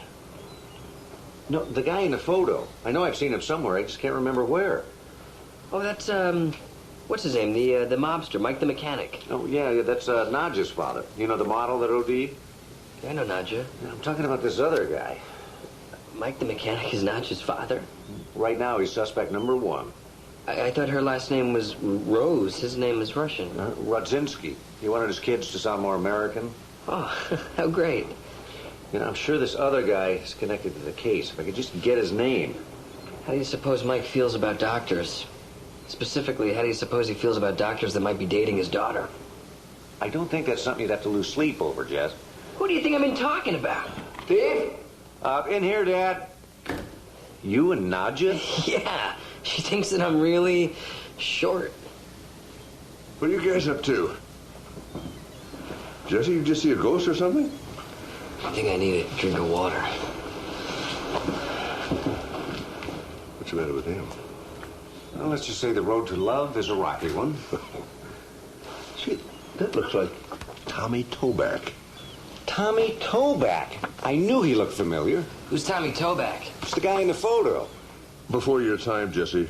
Late 60s, early 70s. Yeah, some radical group decided to finance their activities by robbing a bank. Toback was their explosives guy. A real revolutionary, huh? No, just a bank robber. But after they caught him, he offered to infiltrate the radicals to sell them out. Oh, nice guy.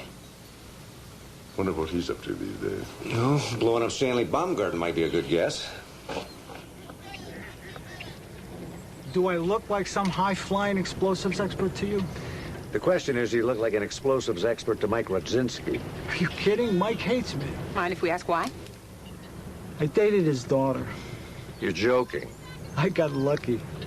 Then Mike found out about it, and I got very unlucky. How unlucky? Well, let's just say it's a good thing I had hospitalization. They beat you up? Yeah, that's a short version. When was this? Years ago. So what did Mike want with you today? You said I seen Mike. I do. Look, we can do this here, or you can do it at my place. As a guest of the state. On what charge? How are you going to hold me? Oh, material witness, maybe? Or we could go straight to accessory to murder. Mike comes by to visit. That doesn't make me accessory to anything. It does if you made the bomb that was used to blow up Stanley Baumgarten. I'm not in the bomb business no more. According to the bomb squad, a shape charged with black powder is your signature. Yeah, well, according to the bomb squad, every device that's gone off in the last 25 years is my signature. Mind if we examine the contents of your shack? Does this mean you have a warrant? We'll come back with one. On the basis of what? Because Mike the mechanic likes to push me around, or because I did something 30 years ago I shouldn't have? You got nothing on me, you know it, and I know it. So, if you don't mind, I'm closed for the day.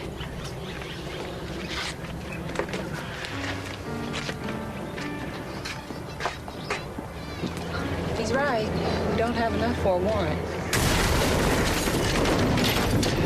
We do now. Thanks. That was the bomb squad.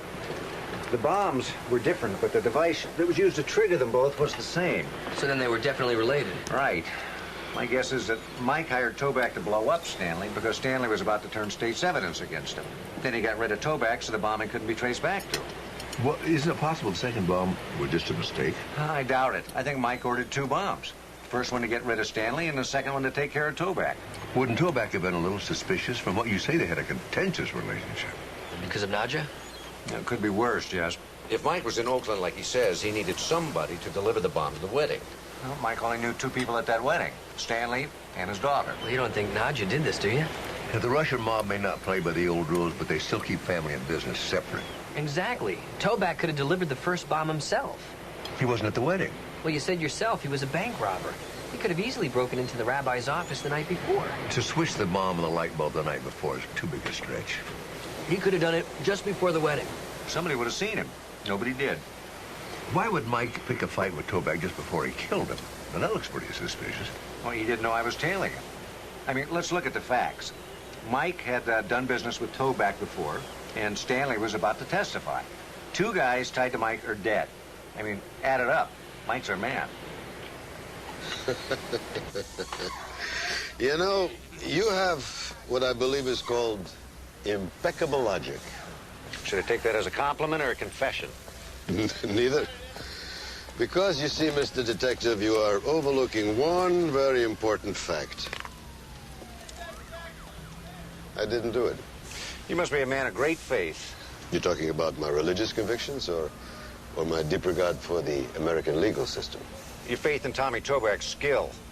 Otherwise, you never would have let your daughter deliver that bomb. Cop or no cop, you crossed the line. What'd you tell her it was, a wedding present? She had nothing to do with that bombing. Nothing. Only way you'd know that for certain is if you did. You don't believe me, huh? All right, arrest me, Mr. Detective. Go ahead. Go ahead, arrest me. The jury knows a father would never endanger his daughter. Go ahead. What's the matter? You forgot your cuffs? If you'll excuse me, I have some business to attend to.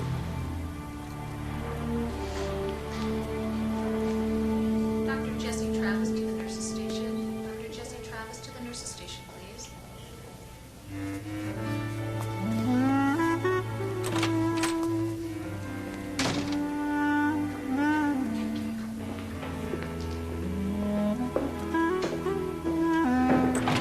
Jesse?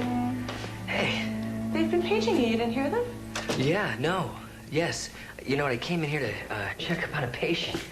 He, obviously checked out.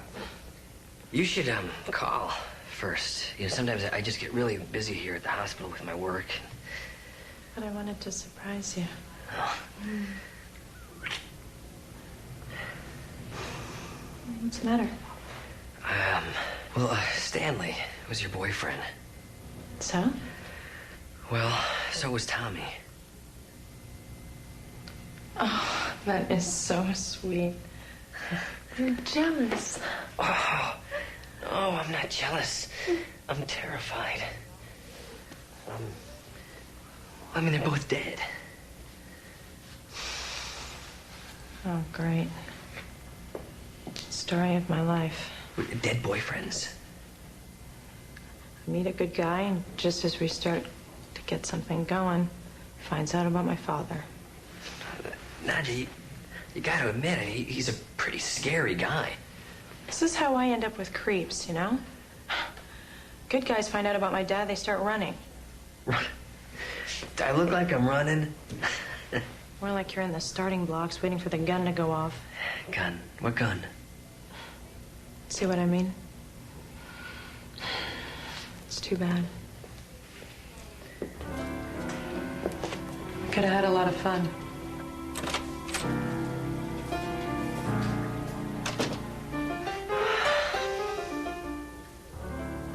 Nadja, if you've got a couple of minutes, there's something I need to talk to you about. Forget it. Your friend Jesse already tried. I'm not turning in my dad. Wouldn't expect you to. Well, then what do you want from me? Well, there's something that's been troubling me about you and Stanley. Look, they weren't married. It might not make a difference to you, but it did to me. Well, I'm not here to judge you. And besides, it's not like I was the only one. Okay, Stanley charmed every model that he met. How did he find the time? Tammy was always working. Stanley had a big heart in an empty house. Oh, I see. And it's not like Tammy gave the place her personal touch. If you didn't go in her closet, you wouldn't even know she was there. Did you take a peek at her closet to see what kind of clothes she wore? Why not? I think I probably would have, too. But I'd be more likely to take a peek into the kitchen. Yeah. Coffee ice cream with chunks. No kidding. About the medicine cabinet, did you crack that? Oh, amazingly boring. Not even aspirin. Oh. Did you listen to the answering machine and the old messages on there? What about the recycling pile? Just fashion magazines. How about any evidence that Stanley was going to turn state's evidence on your father? Trickster. Nadja, I'm a police consultant. It just occurred to me that if you knew about Stanley's connection with the DEA, you just might tell your father. I didn't say a word. Good. It's very good you didn't, because it would have put you in a compromising position. As a matter, you might have been an accessory before the fact. Dr. Sloan. Yes? I have clothes to wear. Oh, of course. Sorry. Thanks, Nadja.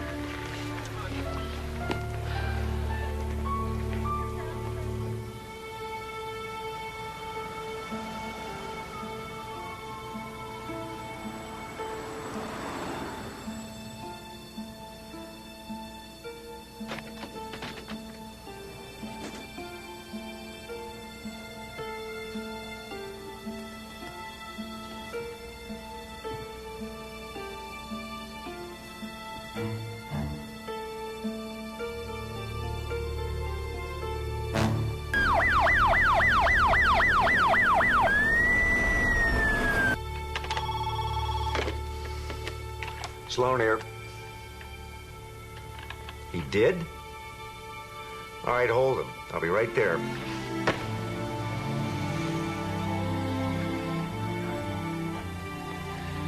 Mike Rudzinski, you're under arrest for the murder of Stanley Baumgartner.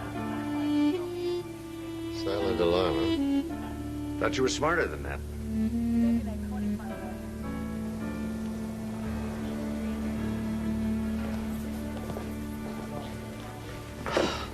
Oh, Nadja. Nadja. Oh, Nadja, my sweet Nadja. I have to tell you. No, Nadja, don't talk. I want you to listen. Just sit down. Sit down. I know what you think, Nadja. How could I do such a thing, such a terrible thing? Papa, listen to me. No, you listen to me. I've done many things in my life. For many reasons. But always, the greatest reason for everything in my life is you.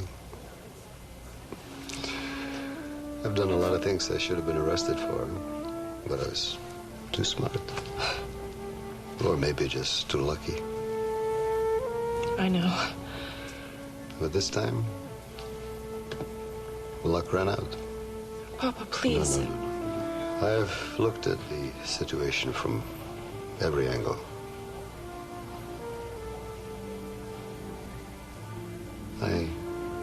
I've made peace with it. I can't. No, I can't. Yes, you can. Yes, you can, Nadja. You're my daughter. You're my daughter.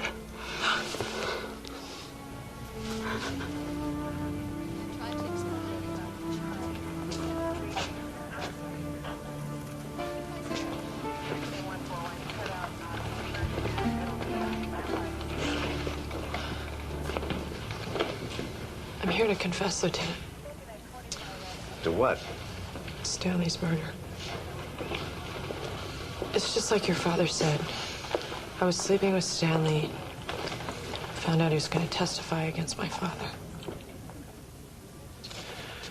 You realize you're going to be asked this on the stand. Just let me tell my story, will you? It's hard enough as it is.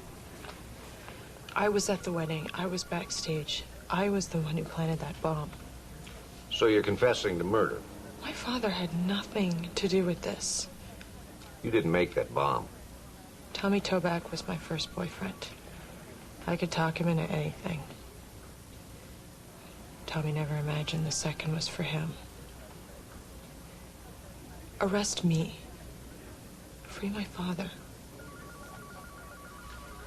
Go home, Miss Rose. But I did it. It's funny, this happens all the time. We solve a crime and all kinds of people want to take credit. I'm not all kinds of people. I was there. Right. And you figure you'll confess and your father will get off. But I'm guilty. Go home.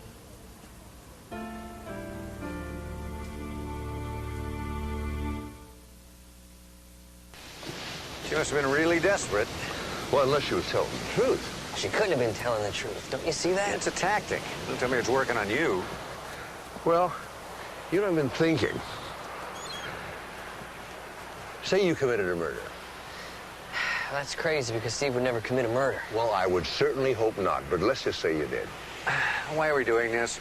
Because it's always good to look at both sides of everything. Fine, I've gone and killed somebody. Why? Because I have committed a crime. I see. The world has gone insane.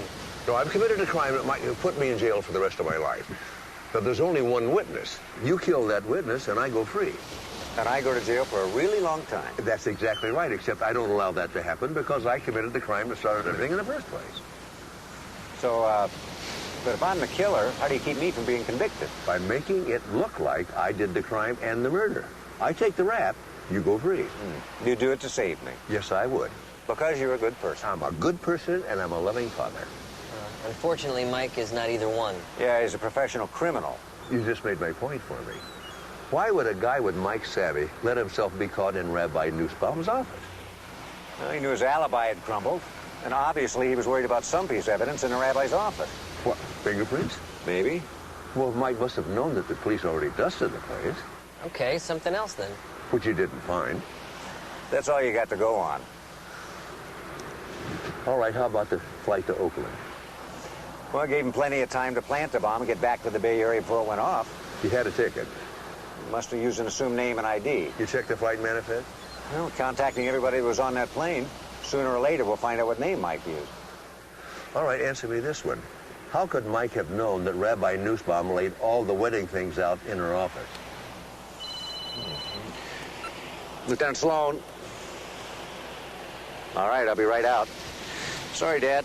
They found what Mike was after in the rabbi's office. What? What? Told you she didn't do it.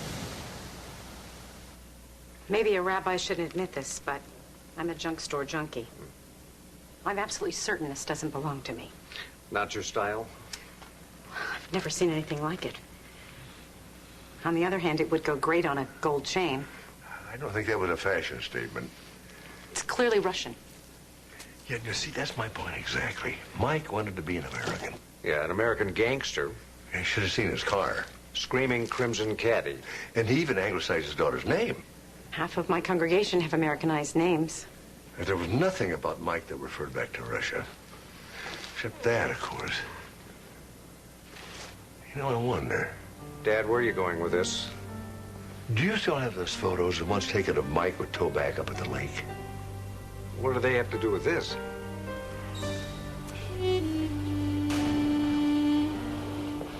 I want that back. It's evidence. Do you mind telling us what this is, Mike? That belonged to my father. It was from the Great Patriotic War. Second World War? To you, a world war. To us, it was an invasion of Russia. Not only the soldiers fought, but every man, every woman, every child was at risk. Did you ever hear of the siege of Leningrad? Well, one of the worst in history. How long did it last? 3 years? 900 days. Is that what this says? They gave one to every survivor. Before the siege, my mother took me out of Russia to safety, but my 3 older sisters, not so lucky. My father survived the siege, but my mother and my 3 sisters, they starved to death. I'm sorry. Look, there's not very much I hold sacred, but that medallion was given to me by my father the day he died. I've carried it with me every day since. Actually, you were wearing it the day you met with Tommy Toback. My father had this blown up. You can see the medallion attached to your belt loop. So, what does this prove? Those photos were taken 2 days after Stanley's murder. Which means you couldn't have left the medallion in the rabbi's office. At least not when the bomb would have to have been planted.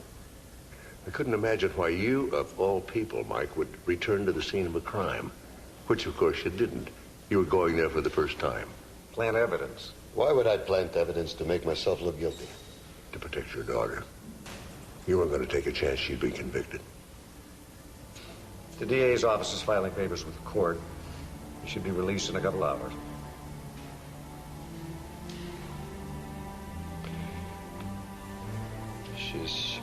She's going to have one very good lawyer. I'm sure she will. Thank you for coming, Mr. Harrison. Yeah, just so you understand, my client has been informed to let me do the talking for her. She's talked plenty already. Did you tape record that conversation, Detective? No. Obtain a signed statement? No. In fact, you sent her home, didn't you, Detective? I did. Because you believed her innocent. I can't wait to get you on the stand, Detective. In fact, if the state doesn't call you, I'll do it myself. Mr. Harrison, would you care to sit down, view the tape? I'm breathless with anticipation. Okay, roll us here.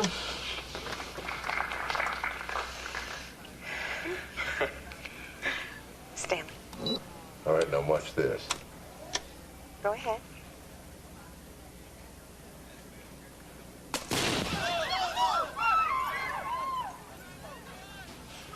What does that prove? Well, you know, this digital tape's amazing. You can isolate one corner of the frame, you can blow it up, you can slow motion it. Yeah, how about manipulate the image? We wouldn't and we didn't. It's all there. Okay, let me show you.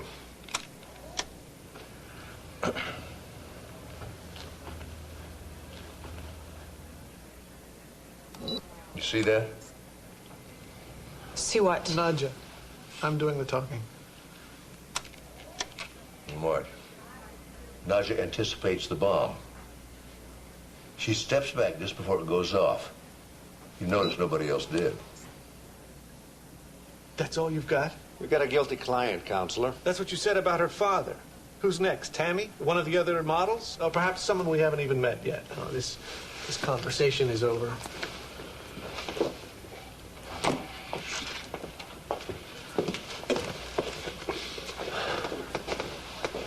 Did you see her face when she watched the tape? We both know she's guilty. Question is, how do we prove it? You busy tomorrow?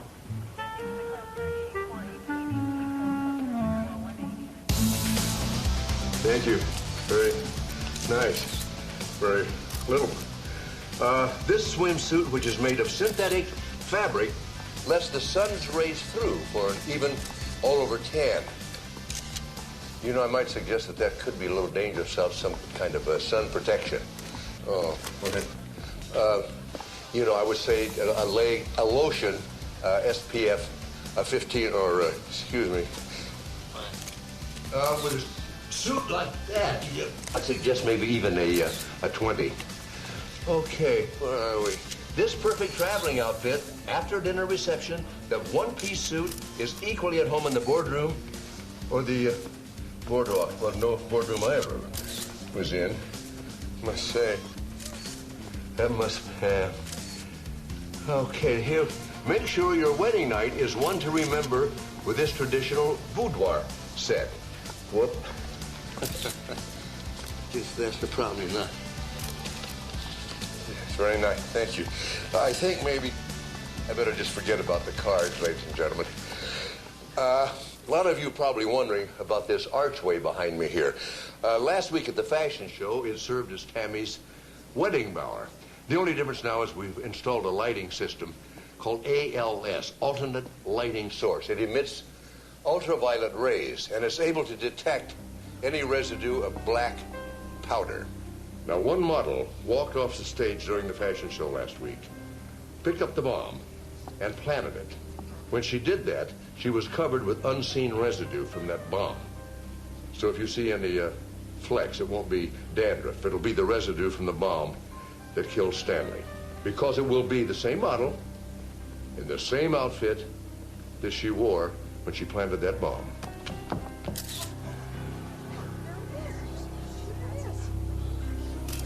Ladies and gentlemen, the killer.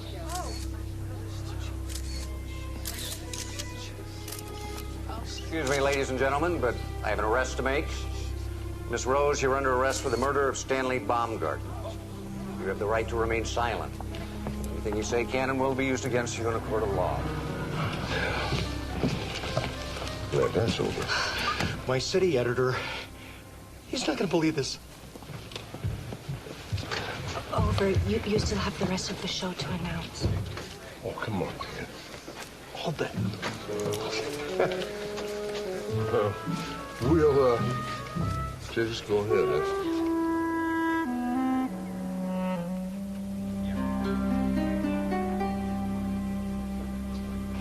Well, I guess you could say she was just trying to protect her father. Yeah, in some sad way, I guess she did it out of love. Feels like kind of a waste. What do you mean? But don't forget, this whole thing started because Doug Exley was about to arrest Mike for dealing drugs. You think this will put him out of business? Well, he'll lie low for a while. Guys like Mike always do something. I'd like to think after this tragedy he'd stop. Don't count on it, Dad. We'll get him on something. Maybe not today, maybe not tomorrow, but soon enough.